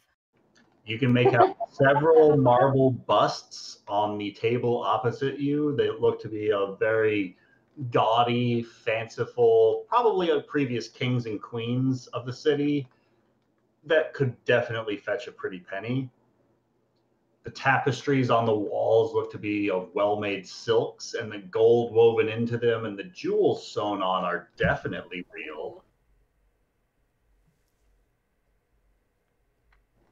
You see 2 more of these mist maidens inside of the hall as the doors open, and the 2 that are with the rest of the party as these doors are opening then turn heel and start to march their way back down the stairs as the 2 just behind the front doors walk up and almost take their place, just starting to escort the party and follow you around. It's like they don't trust me.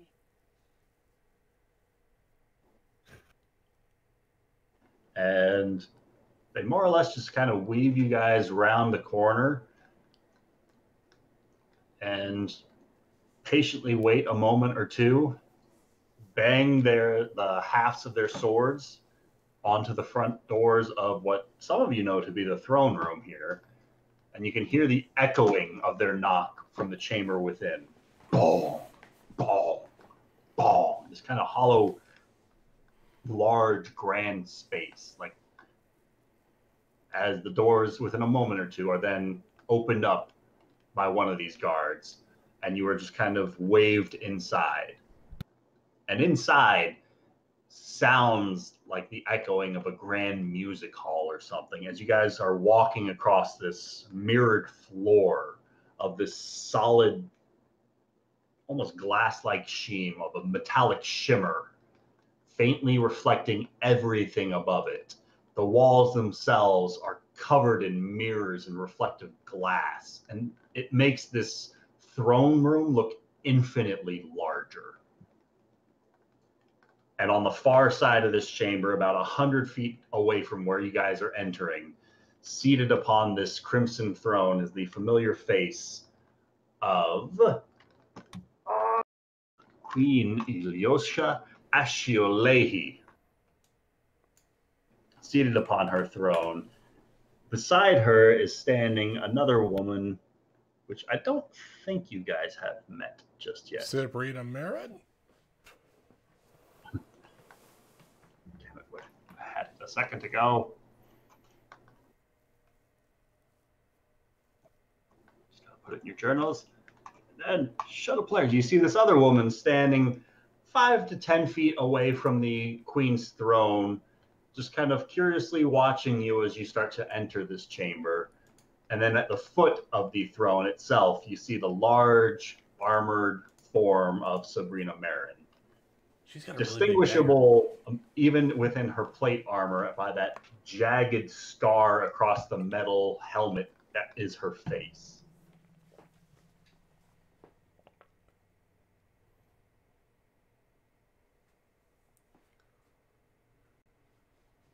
The three of them watch as the party enters.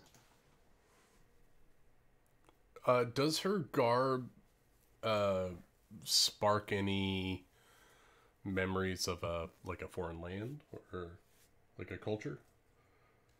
The Queen's garb seems to be much more of the local make. You've probably seen similar such designs amongst the nobility of the city in better times. What about the new chick? The new chick, it looks to be a little out of place. A little bit more flowy and sashy than your average MistHaven. Intriguing. Is Endrin in this room right now? You do not see Endrin in this room. Do I see anybody that I know? You see the Queen and Sabrina. Oh, wait, sorry. So I must have missed this part. Are we the only people in here with the Queen? You are in the throne room with the Queen, this woman with the long flowy cloth, and Sabrina Merritt. Okay, then Rafal's gonna throw back his hood, and he's gonna walk forward with his, hands out, just kind of to either side in this kind of like shrugging motion. He says, my queen, I came here to speak with Endrin about. The woman to the left of the Queen in the flowy, sashier attire speaks up. It is proper court-side appearance to bow before one's majesty. My apologies. Rafal will bow. Oh boy. As the Queen stands up from her throne, she says, please, please rise. When this lady says that, can I read the expression on the Queen's face? Does she like give any smirks or anything, or is she just like completely resting? Roll me an insight check.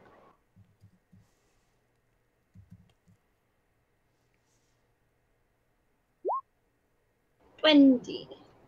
You see the Queen, it looks like she's about to roll her eyes as this woman tries to correct Rafal on his courtside appearances before she just kind of stops and like mid eye roll, her eyes divert back towards Rafal as he's putting on this show. Okay. Please rise, please rise. This is hardly the time for ordinary pleasantries of court. Indeed. Word came from the Enclave that you might have information for us.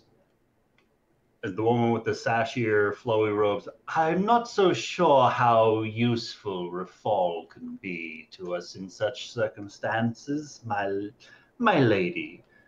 But Agrimar can certainly be of use. If my brother speaks true, he has himself found a cure for the people. If you're willing to share. Well, we're all Her more brother's useful Nicolas than you. Cage. Oh shit.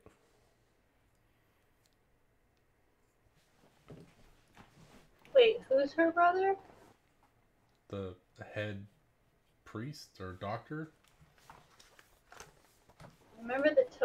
don't remember his name. Are you asking her? Yeah, I'll ask her. Who's your brother? My brother, Dario Shante. He was overseeing a child out in Trail's End when he claims to have bore witness to a miracle just a few days ago, before everything else happened. My brother's a great many things, but he's not a liar. No, your brother spoke true. I witnessed the miracle myself.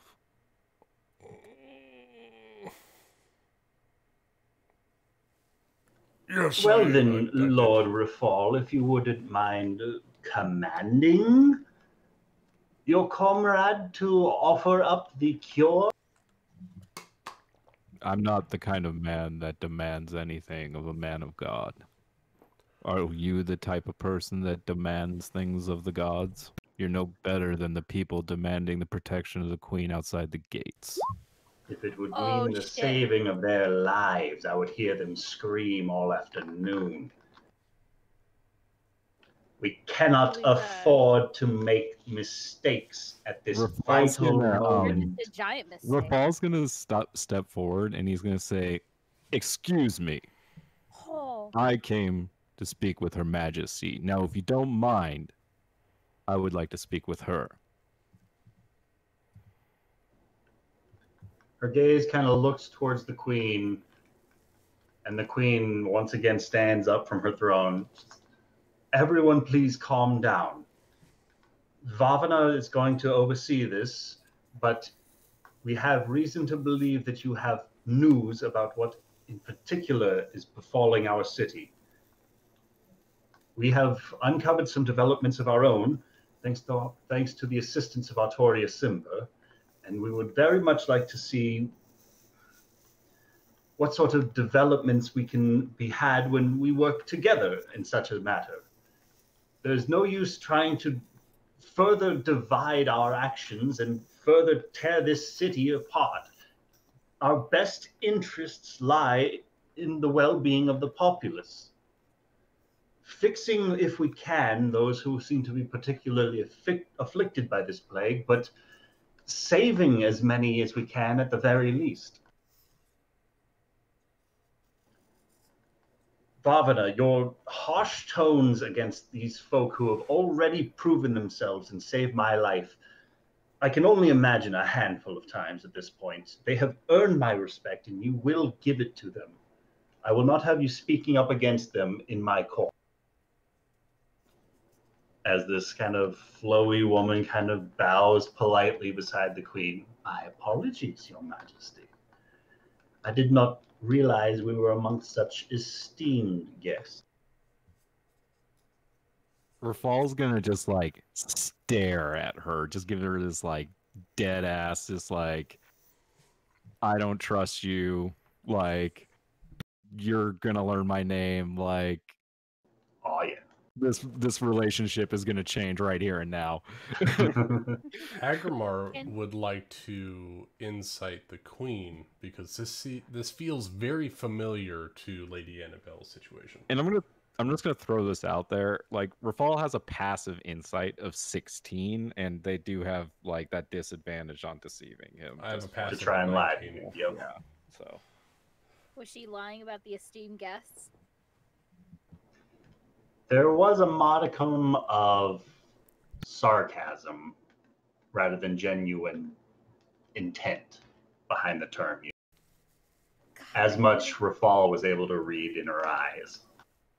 I hate this woman already. I'm so happy I found someone else to fully hate since Preston died. Rafal's gonna look around and he's gonna say, "Where is Endrin?"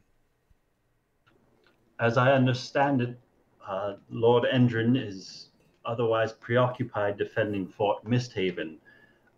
As I understand it, things have taken a turn for the worst amidst old MistHaven, and many of the local people seem to be devolving into monsters of sorts. And the very business folk, guards and salesmen alike are taking up to almost a guild-like unification, dividing old MistHaven even further amongst themselves to see themselves through this mutual suffering. From what I understand, it's absolute chaos up there. But he sent word that you had some news, some information about developments throughout the city. Something about another Marcus within the Emerald Enclave who spoke towards your efforts. I can't recall the specifics on the pigeon he sent, but it did sound quite fortuitous. Your Majesty, what do you believe to be happening in your city currently? From what I understand, a serious darkness has come and befallen this city, and I would presume it has something to do with the curse over this bloody throne. And this darkness is washing over our cities, and unless we find a way to quench this darkness from spilling out, to drain it altogether, or to deal with it at its source, then I fear for the worst for the people suffering through it. I have a quick question, slightly off topic, kind of on topic. How long has it taken us to get from the steps to in here? Like 2 rooms. Okay, so my question, do I still have detect magic up when I walk into this room, and can I detect anything on Sabrina or Vana or the Queen? How close are you getting to the throne? I think we're talking, so I mean, within 30 feet, I would assume You we started were off 100 feet back. Oh, I And then assumed Rafal we all stepped forward. Oh, I assumed we were closer than that. But yeah, I would definitely step closer to see if I can get a read on these people. I get within 30 feet. I'm not shy. All right. I just didn't know if it was still going on or not. So. As you focus upon your spell and break that 30-foot radius, you start to detect a number of magics throughout this space. You can faintly make out the arcane resonations of what's probably a concealed blade within the throne, or tucked cleverly within the seam lines of the queen's dress. It looks to be loosely in the guise of a sword, from what you can make out. And as well as the crown atop her head is noticeably vibrant with magic. As well as the woman to her left, Vavana Shante, seems to be wafting off several scrolls and trinkets accompanying with strange markings and runes on her form. All seem to be wafting off different arcane schools of magic, like as if they are magical items. Being proficient in Arcana, you can make out the... I'm not proficient in Arcana. You're not proficient in Arcana. No. We've talked about this many times. Yeah, because I just don't believe my characters are meant to be proficient in Arcana. So. You keep rolling for it is why I keep thinking you're proficient in it, because you keep asking to make the roll. Intelligence. Nope. You can also make out a couple of wands on her person and a magic dagger tucked into her belt. The robe or the cloth about her headdress seems to be vested in magic, as well as one of the rings that she wears. Man, she's decked. And within 60 feet of Sabrina the Queen and this woman, right? Yes. And additionally, Phelan, on Sabrina Marin, the sword that she is wielding is vibrating with magic, but she herself is. That's what I was mostly curious about, was Sabrina, to see. Can I get a sense of what kind of magic Sabrina's sword has? You get a faint necrotic aura from the sword. And Rafal, you send this divine sense throughout the room, and it doesn't ping on the Queen, on Vavana, nor on Sabrina. But you do get a small ping back in the hallway where you were had just walked out of, you sense something fiendish.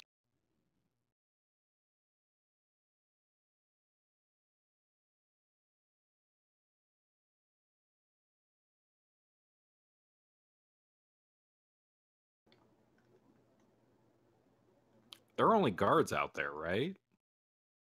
You want to go check? No. Did the no, did the, Rafal's did talking the to the maiden queen. stay back Okay, there? so where was I? She was saying that what she believes is going on is that there's a darkness and blah blah blah. Okay. Rafal's gonna ask my queen, what do you know of the attack that befell MistHaven before this darkness?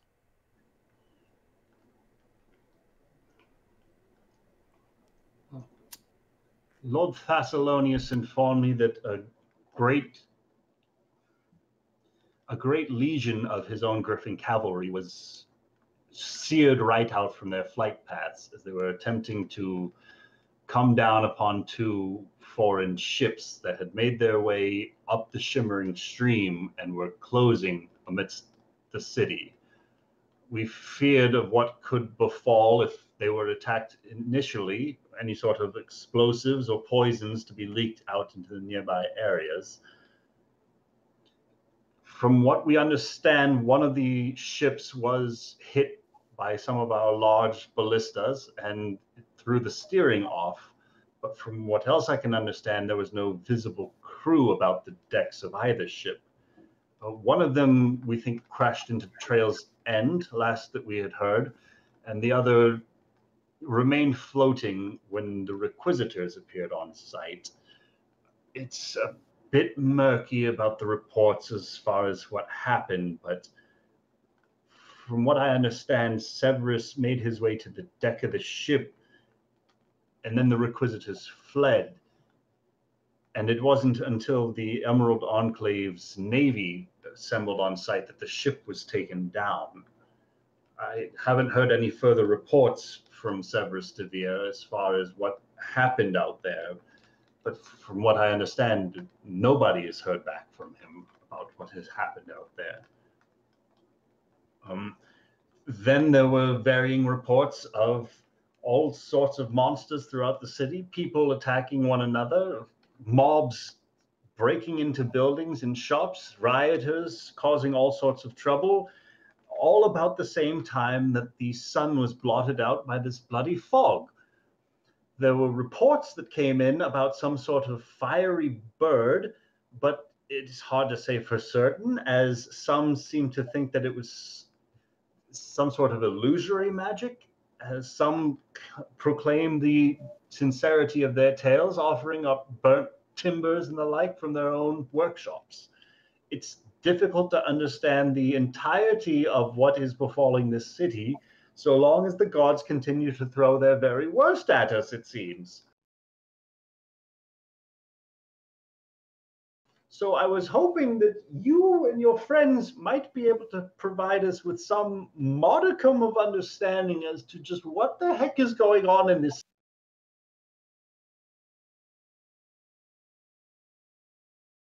Well, that's great. That's exactly what we're here for. I'm kind of waiting to take the cue off Rafal about how much information. Don't worry. Rafal's is kind of like just the woman that's standing next to the queen. Like, what's her reaction as the queen's like kind of frustratingly like because the queen's talking plainly with Rafal, which I'm sure she doesn't do with most people. So like, what's this woman's reaction? For the first few sentences, she was kind of like almost drawn back a little bit. With your heightened insight, you're able to pick up on it as she quickly recovers within the first few sentences as her gaze shifts between the queen and you, kind of like surveying both sides, getting a better understanding of the relationship here. Taken aback enough, but not enough to say something about it. It bothers me that Rafal hasn't seen this woman before. We've been at the castle a lot, and he's never seen her. Was she at the dinner Not that party? you can recall. She was not amongst the nobles at the party. Or at lunch, I should say. And he never saw her at, like, the Queen's coronation or anything? You did She's not. new. She's new. Or the first time that we ran with the doctor? Correct.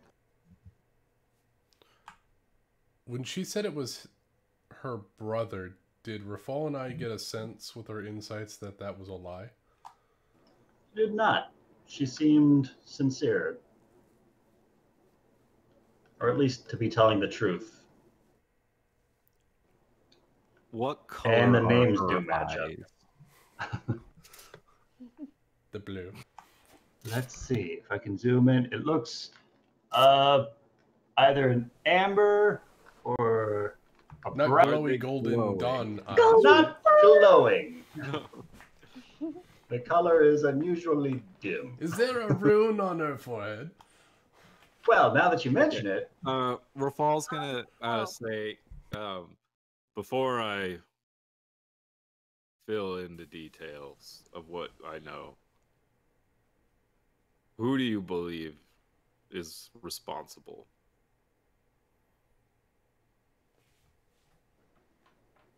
and at this, the Bhavana's gaze kind of lingers on the queen, like she's curious to hear this answer as well.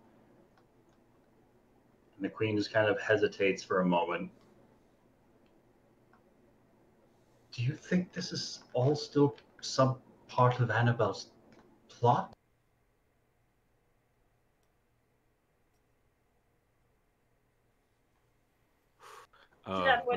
My queen, Sorry, didn't mean to speak out. I've learned quite a bit about Annabelle in the last month or so. And I do have some questions about what you know about her plans.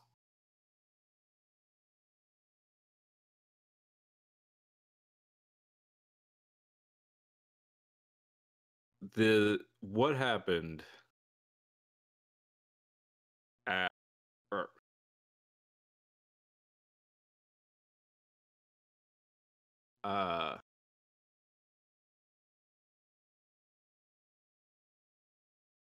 Did you ever visit Annabelle at her greenhouse?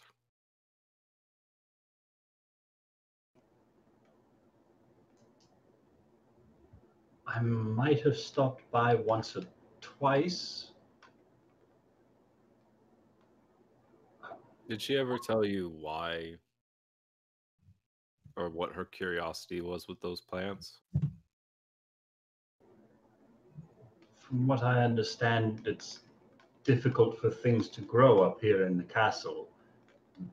Many of our plants are, before all this disease spread through the city, many of the plants were rotated in on a almost weekly basis. I thought it was a bit of a hobby that she had, something of her own outside of the castle. Something to keep her sane.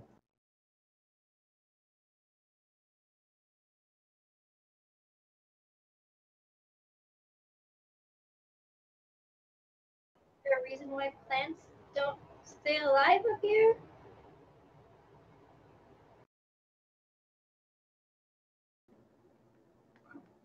I would presume because of the heightened atmosphere. Not a lot of sunlight inside of the castle.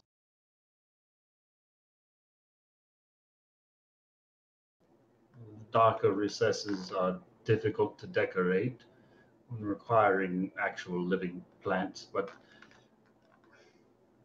I've never seen such plants like the likes of what's out there now. That if the rumors are true and these folk are turning into these things, these plants, these monsters when slain, they seem to thrive in the darkness.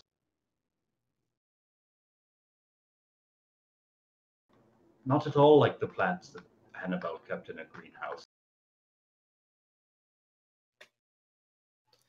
No, I believe the plants that Annabelle kept in her greenhouse are more akin to what is inhabiting the overgrown zone.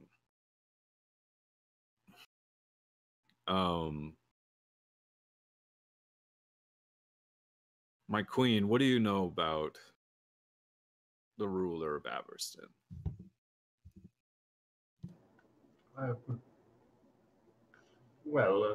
They died a long time ago. Wiped out with the rest of the city in a terrible wave. Wait, what? What? A tsunami that came and washed across the city, Oh, wiping out the When? people of Averston. The archive. Sorry, fuck. Reverse that. You're getting your continents Rewind 5 mixed up, seconds. right? Yep. Okay. DM just mixed up continents. I was gonna say, wait, how did Kevin get here? Alright, She's a hold on. spy! If we're Too gonna many pause, I'm A gonna go get a names. drink real quick. Be right back. Throw us off loop like that. I was like, whoa. Yeah, the wave. You know. Remember Still that? only everything. And You don't remember that thing that never happened? Agrimar has been paying close attention to her replies. Yes, you have. Okay, I'm back. Let's go. All right. So one more time. Take number 2. And Mark. I know, I'm throwing a lot of lore at you right now. I'm like connecting the dots right now. Where's my Charlie gif? So you asked her what she can tell you about the leader of Averston. What does she know about the leader of Averston? Gotcha. From the stories we've gathered, and from my own time living there, the rumors I would hear whispered amidst my previous profession, people seem to believe that he was some sort of immortal, an unkillable being, whether gifted or cursed by the gods to oversee their city for all eternity. He was the one who was able to unify the 7 clans of the lands, and he had been ruling ever since, some hundreds and hundreds of years. The immortal emperor.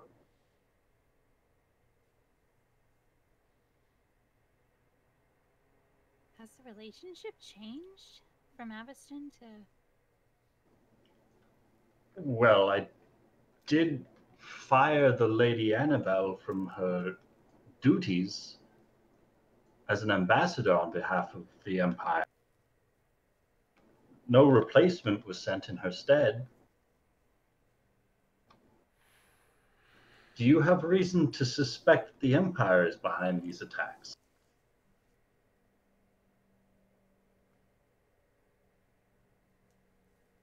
What do you know, or do we have... She stands a little bit upwards, and now you can see with the similar look that Agrimar and Rafal have intently been giving both the Queen and Bavada, her eyes are now kind of looking amidst all of you. Yeah, Rafal isn't gonna, like, jerk her around. He's gonna say, "My queen, we do believe that Averston is behind this attack."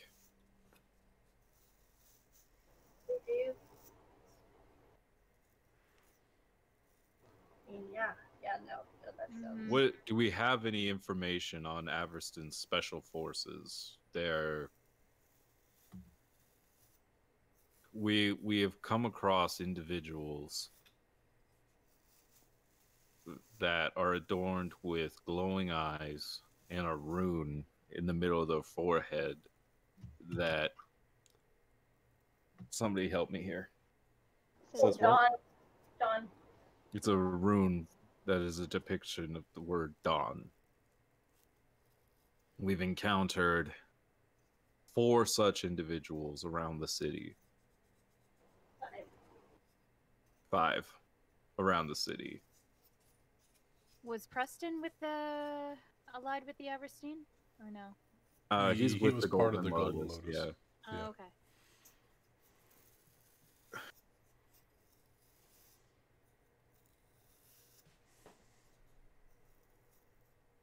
He wasn't one of the runes, but he was part of their order. Part of their order, yeah.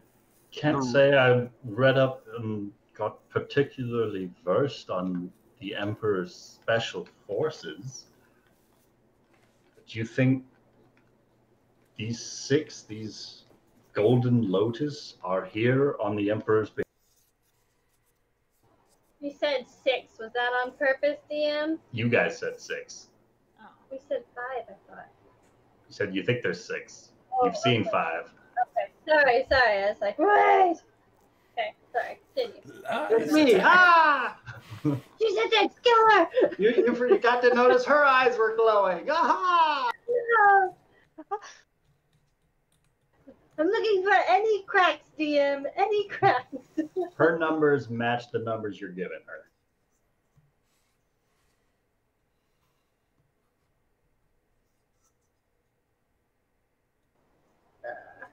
When Rafal said this, did advisor lady have any reaction? Small, kind of like, roll me an insight check. Okay. Ooh, low. 10. No. Perhaps did I roll an insight check? Poorly concealed confusion is what you picked up on.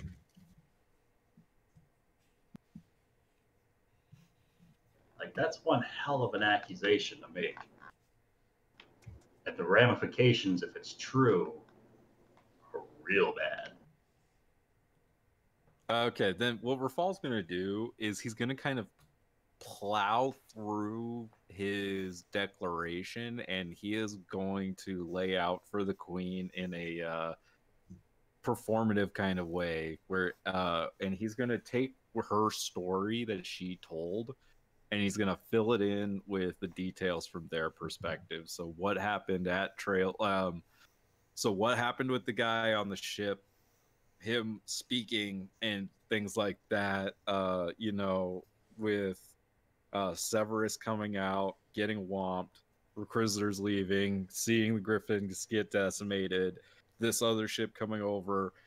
He's gonna tell her about the fight and them driving the ship back into the sea around the same time that the Emerald Enclave took care of the other side. And then he's gonna tell her about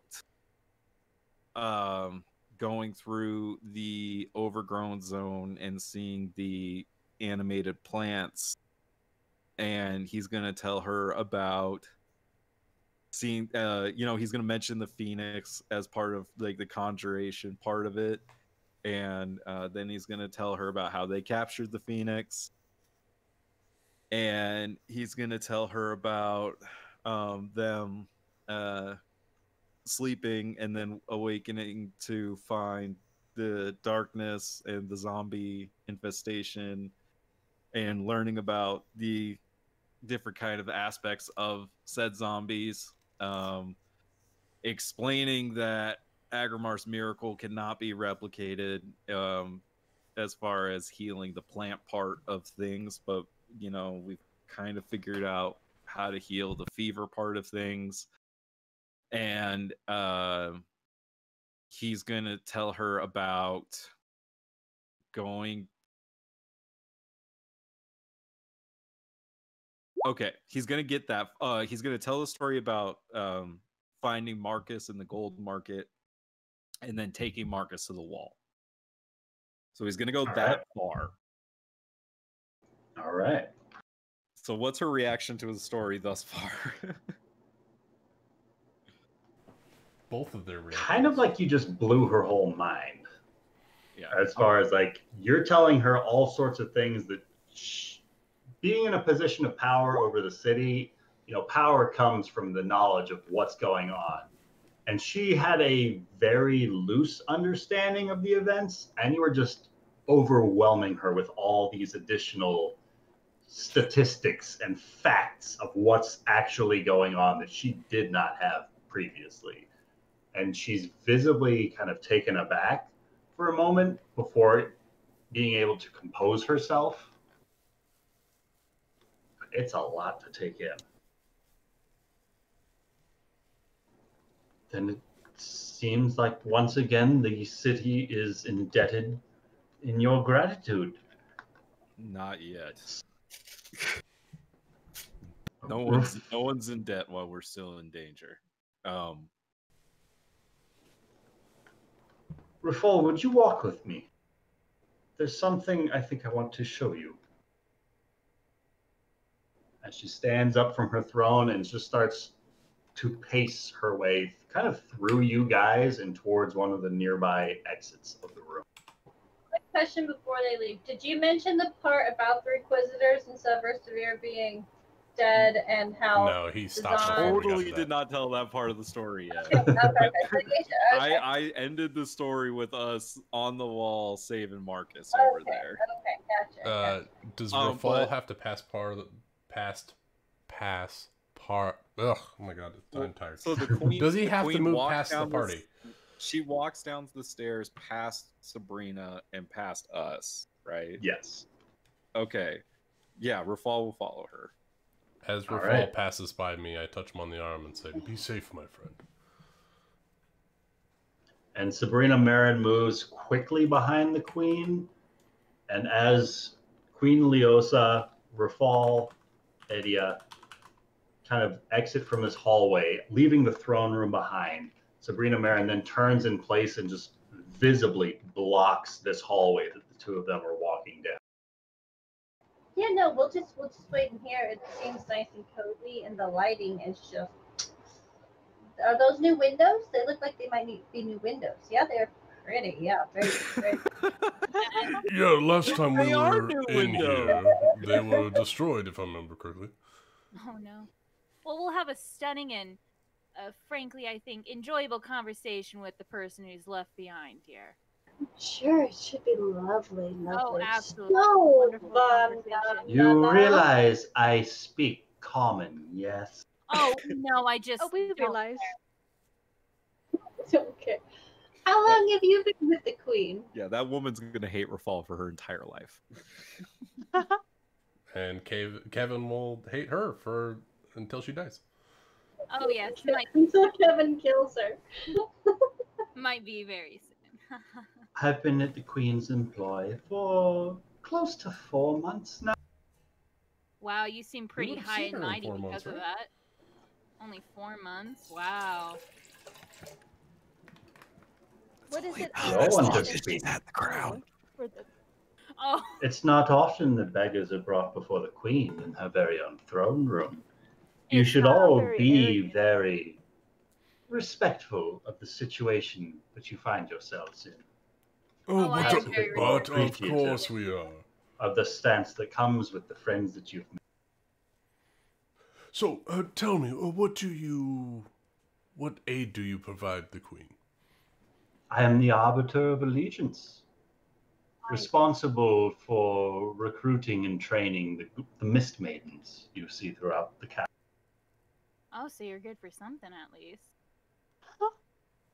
Were you the one that helped You Sabrina? think you could take one of them on? No, I'm just saying, frankly, from the way that you've been talking all high and mighty, I just thought you had a giant stick up your ass. So it's Well. nice to see that you're able to take that stick out and be useful. Well, Carol, words can be quite a weapon, but personally I find in wars past that steel and shield often speaks louder and larger than promises.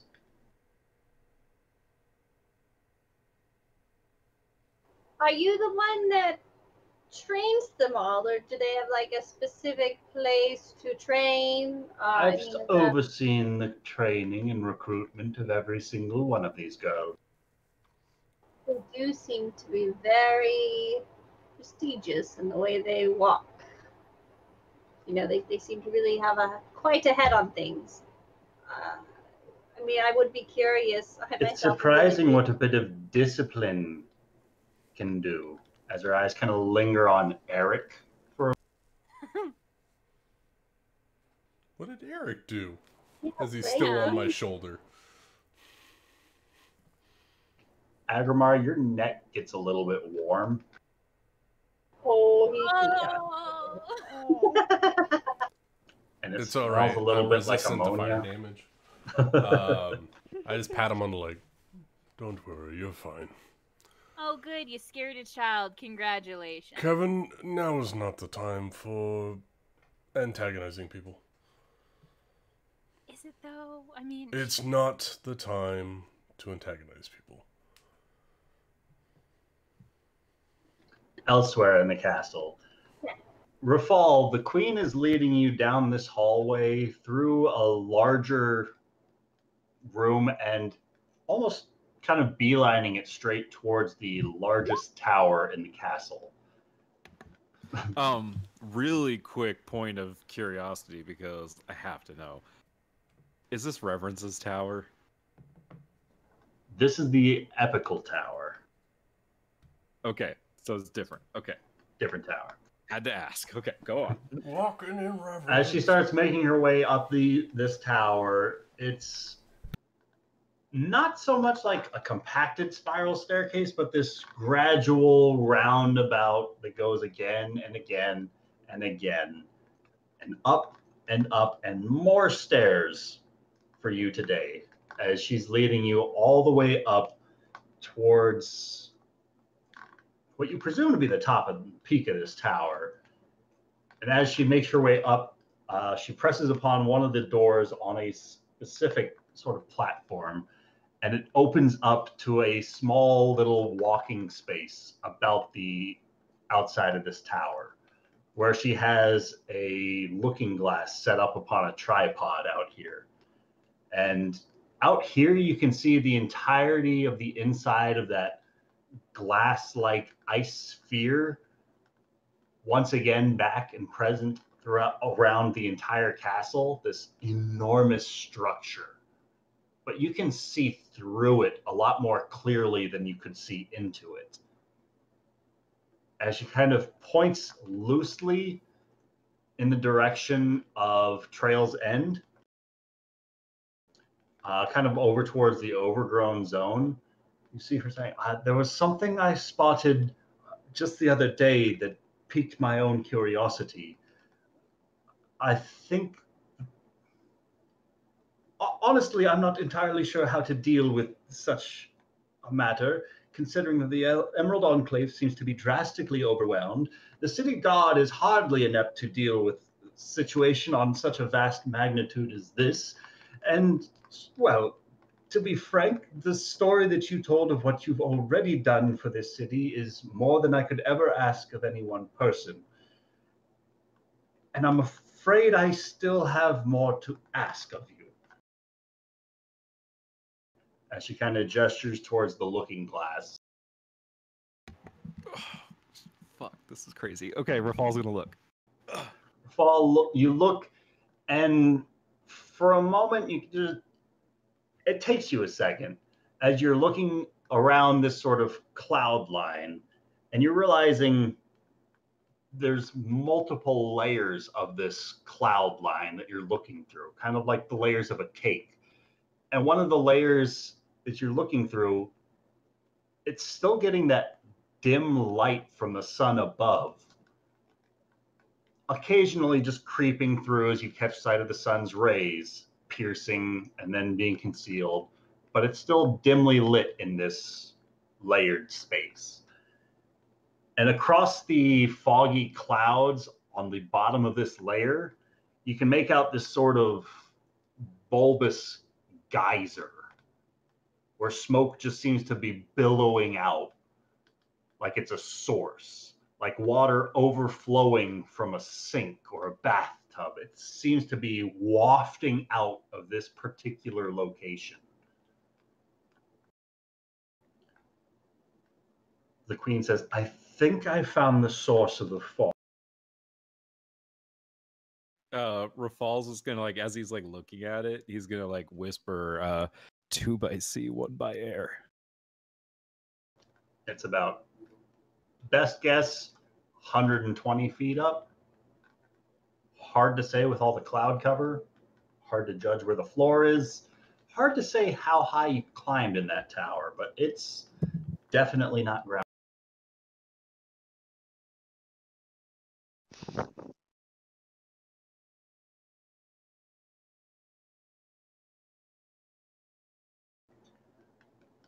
Could I ask you to,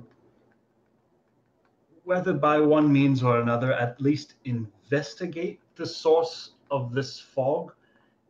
And if you are able to, put a stop to it. Yes, we will very much investigate that. So it's just Rafal and the Queen up here right now. Just right? Rafal and the Queen up here right now, as far as you can tell. All right, Rafal's going to say, Your Majesty, have you ever visited the Requisitor's Fort? Not personally, no. It's a wicked place. My husband's mother tended to favor, and I never got along with the woman, so I had no reason to share in her hobbies and interests. Why do you ask? Wait a minute. Quick question. Yeah. When she says husband's mother, that's Rafal's grandmother. That's the Obsidian Queen. Okay, that's the Mithril Queen. Okay. Mithril Queen, yes.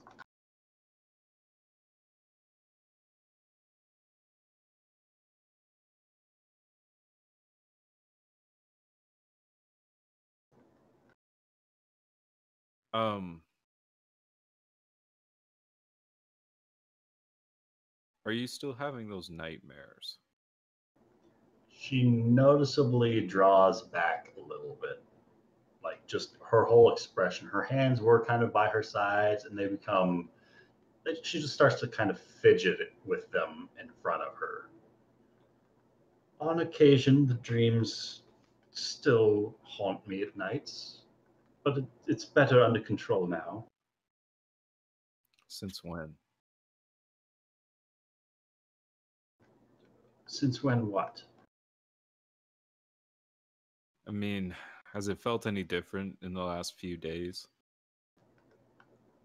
Not particularly in the last few days than it had the weeks before.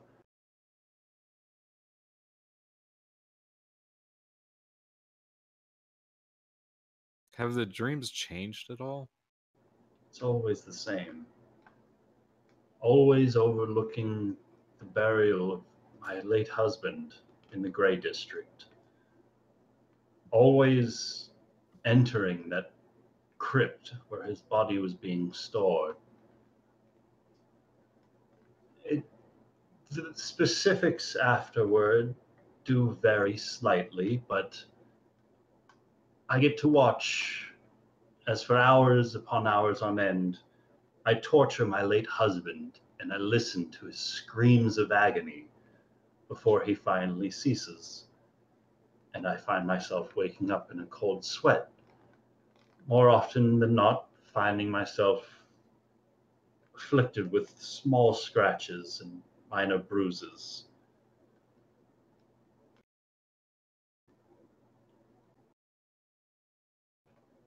The same dream every night, but it changes, but not in the best way. You know,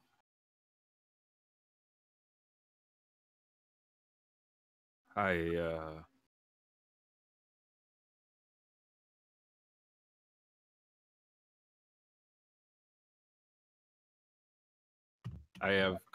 have reason to believe that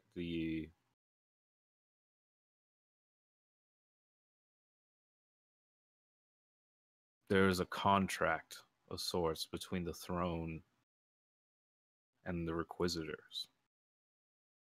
What do you know of this?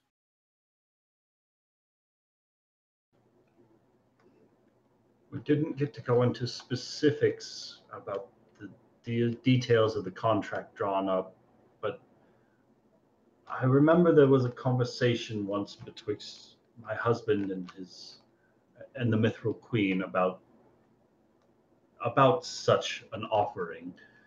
He was against the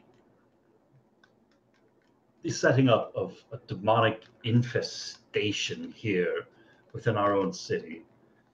She seemed very assured that the specifics of the contract would keep us all safe. And she kept yammering on, blinded by her own ambition in regards to this sort of disastrous apocalypse that she kept seeing. She kept going on about the end of the city, its defining moment. Whether to sink or swim resulted in the choices that she was forced to make. Whether the city would continue to thrive or be wiped from the history book. She seemed a bit mad in her older years, but I don't know much about the specifics of any sort of contracts drawn up. Is there, so that I'm assuming there's no copy of the contract here in the castle? Not that I am aware of. It's possible that such a scroll is tucked away in the depths of one of the castle's secret vaults. But the locations of such are beyond my own understanding of these walls. If such a document even exists, were it even here.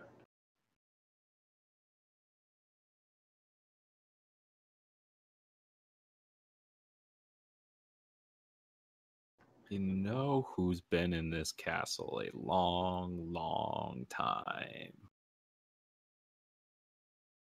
Oh, mama. Yeah.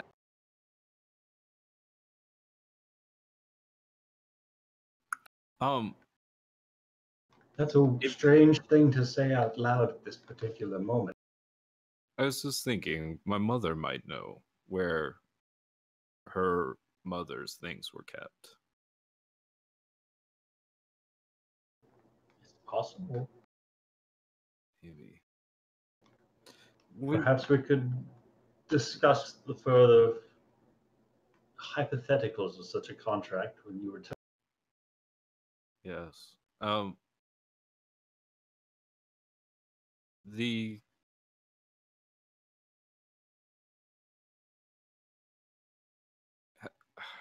Have you ever had a direct conversation with Severus DeVere?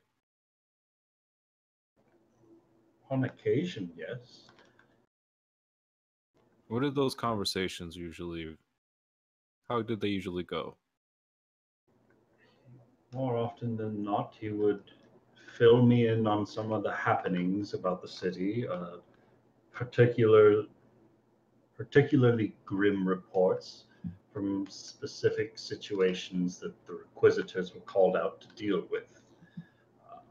Arcane constructs gone out of control and whole city blocks needing to be pulverized by flame. The occasional rogue wizard attempting an attack on the common folk who needed to be, well, who wasn't going to make it to Longacre. Very extreme but specific situations that the Inquisitors were called in to deal with when the city guard or even the Emerald Enclave felt particularly not ready for. Yeah. Reports of their goings on in the city. Constant updates.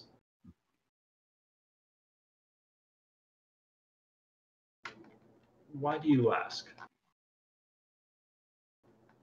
Why have you turned so much of this conversation's focus towards the Requisitors?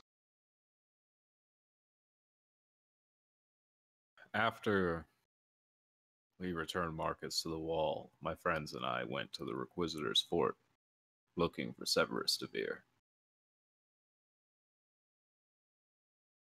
We went inside the fort, Your Majesty. And spoke with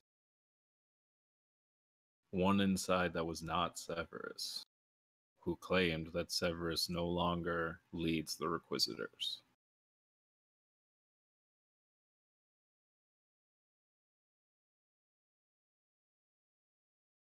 Her face is very stern as you're saying this. I will speak to Artoria about procuring you and your parties as many potions of flight or featherfall as we can muster up in a moment's notice. This will be discussed further upon your return. Absolutely. Your Majesty, I'm going to tell you the rest of the story here, if you don't mind, away from other ears. She kind of looks back toward you. The rest of the story. I didn't finish downstairs. You see, after we left the Requisitor's Fort, which, if I'm being honest, Your Majesty, is a demonic hellhole, and I cannot imagine why it is in this city.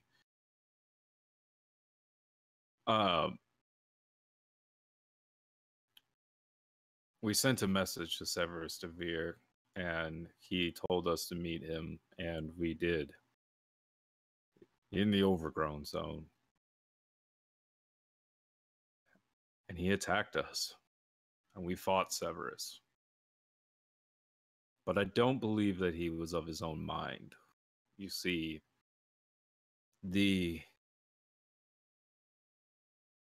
he was possessed by these people in the Golden Lotus. He had the golden eyes with the golden rune. And he was with a companion, a Rakshasa, with the same. At the docks, we fought a tiefling with glowing eyes and this rune.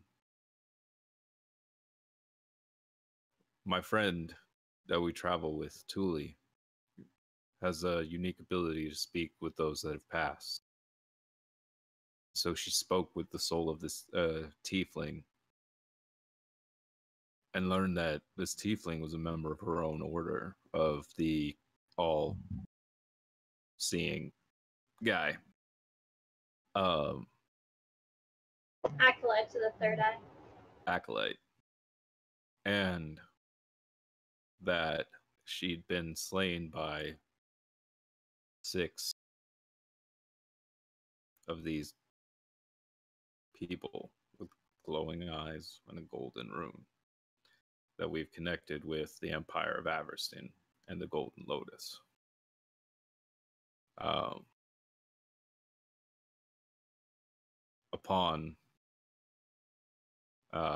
We asked this tiefling who killed her, assuming the answer would be us, because I struck her down with my own blade at the docks. And it was not her answer, it was these 6, which tells us that the body was being possessed after death. And we found Severus's hearthstone. And he told us that he died the morning before this attack happened.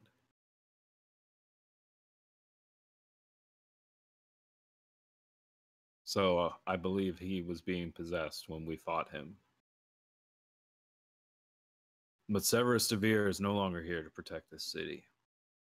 So I will do as you asked me to do. But there is more, Your Majesty. While in the Overgrown Zone, the Rakshasa escaped. But we also, through talking with some of the animated plants there, were led to a pit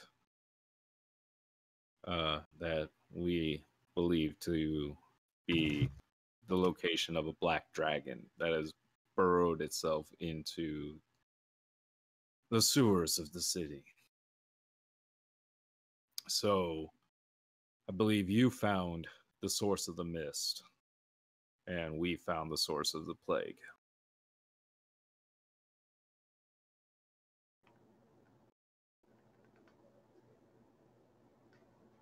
Do you think this is the end that the Mithril Queen was so worried about? Do you remember the stories that she would tell? What were they? Stories of the end of an age.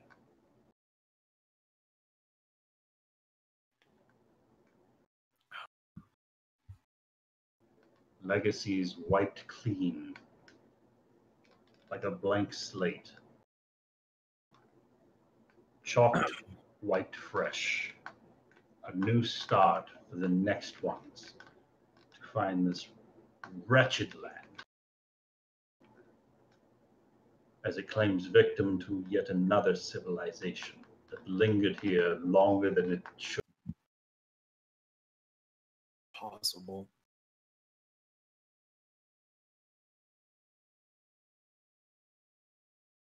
Yeah.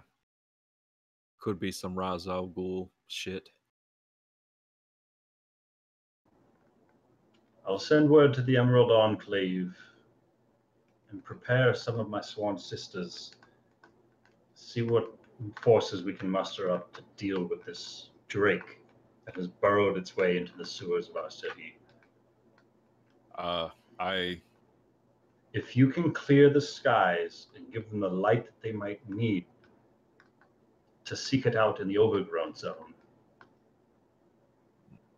they'll stand better chances than your fewer numbers for certain. True. I do advise extreme caution, as the overgrown zone is even more dangerous now. The plants have animated, as I said, and are smashing everything. So the plants are hostile too. Yeah. I'll leave your hostile towards them. Huh? What? Is that wind? Perhaps we can bring some of the priests and their purifying fire to help clear out some zones of the city. Should combat come to face off against the dragon. It wouldn't be too bad of an idea to have a few healers on site either. Oh. I'll see what we can do, what plans we can scribble up, throw together. I'm afraid I'm not much of a tactician when it comes to terminology. I'll see what plans we can make about a dragon. If you can see to the smoke, if one domino at a time, that's the only way we're going to make it out of this. Solving one thing at a time. And I think that the people could use some sunlight right now. Yes. It'll help with the zombie problem at the very least. You think you can show them the light? I'm going to do my best. I've had my share of heroics in the last few days. Why stop now? And then, Rafal, I beseech you, as queen and ruler of this city of MistHaven, I command you and order you, in the fullest capacity of your duties, to bring forth the new dawn upon this city, to bathe it in the light of the sun once again. And that's where we can pick up next time. I didn't like that phrasing. But you didn't tell her about the new dawn badness, so she still sees light as a good thing.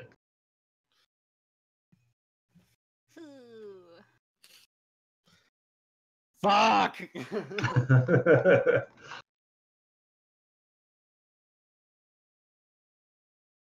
I want to get downstairs and tell everyone everything. Wait, guys! You have to remember it all because I didn't take notes because I didn't want to metagame later. Shit. Turns out Nari was telling the truth. About one thing. About that pastry recipe she had. Not about this. Okay, this is at least helpful. Now we have 2 targets to choose from.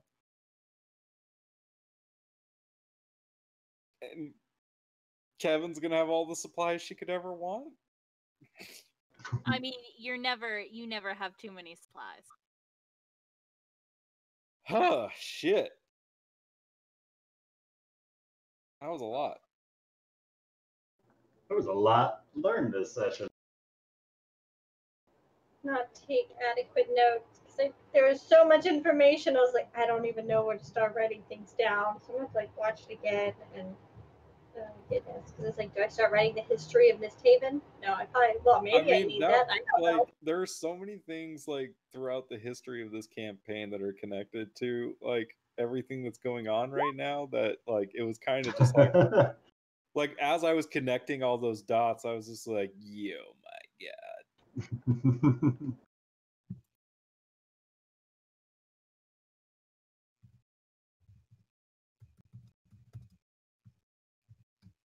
Where's the Mithril Queen from? She is from Averston. Okay, that's what I thought. Or she was from Averston.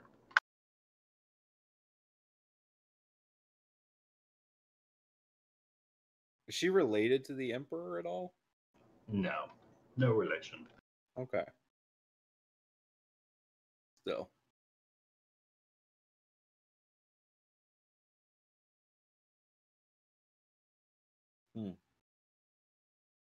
Anyone else? Thoughts? My mind is just blown right now. Okay, it's just there's just so many. Well, I'll try to blow your mind with combat the next session. Ooh. Oh. Depending on what choice you guys make. Fight the queen now. Punch the queen. Push her down the stairs. I Push her honestly down the checked 80 out flights when of Nick stairs. Just right now, Rafal will never have a better opportunity. He stabbed her in the chest. Throw her off the balcony.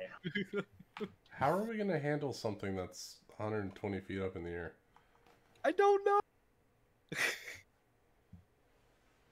Do you have greater fine steed yet? No, that's like a 4th level spell. Damn. Don't worry, because Phelan can have Featherfall ready. We have to get up there to fall first. Well, yeah, but you know, if Kevin's we fall, got we'll be wings. okay. What are you worried about? Yeah, Kevin can fly us up there. Like, there's just a mountain billowing. Like, how are we going to fight on that? Maybe there's a solid platform up there? Maybe Kevin just has to one-off it, Maybe you it's know? like Skypea. Maybe. Yeah. Maybe you just have to believe, Agrimar. Think of a happy thought. Agramar's beliefs have been thoroughly shaken. Have faith, trust, and pixie dust. I have a floating disc we can stand on. Do you not have fly? Why would I put fly on a character that I just, you know what? Stop judging my Because wizard. you're a wizard. Agrimar, That's all. leave my wizard alone. I'm not telling you how to play your character. She's not a necromancer anymore, you guys. I'm not allowed to complain. She's not a necromancer. She's What not do a you have that's necromancer, useful? Therefore, she doesn't know fly. That's right. Can fly to steal people's souls. She can fight with a sword now. Okay, that's what this wizard is for. I thought it'd be fun. Jeez Louise. Nothing wrong with that. Oh, No fun allowed.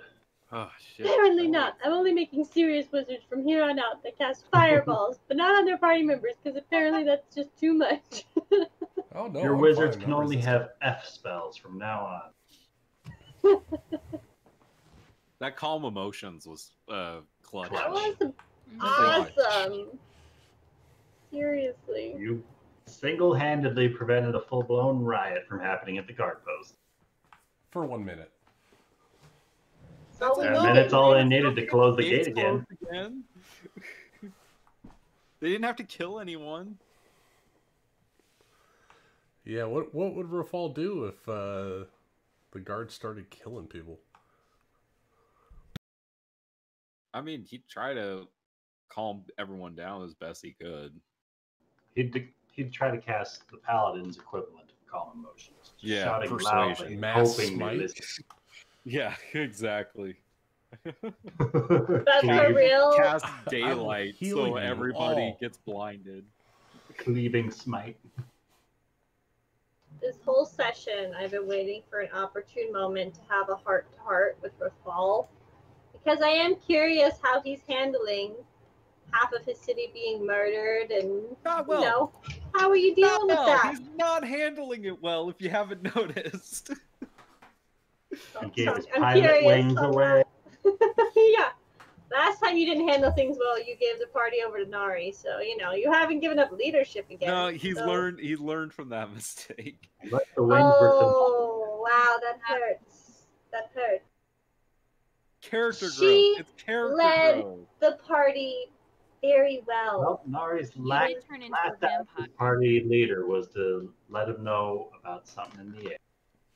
Okay, guys, she did good for the party. She didn't let you guys down.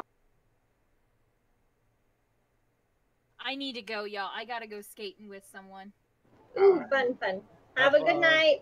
Have a nice night. Good session, Ryan. Fun session tonight, guys. Definitely.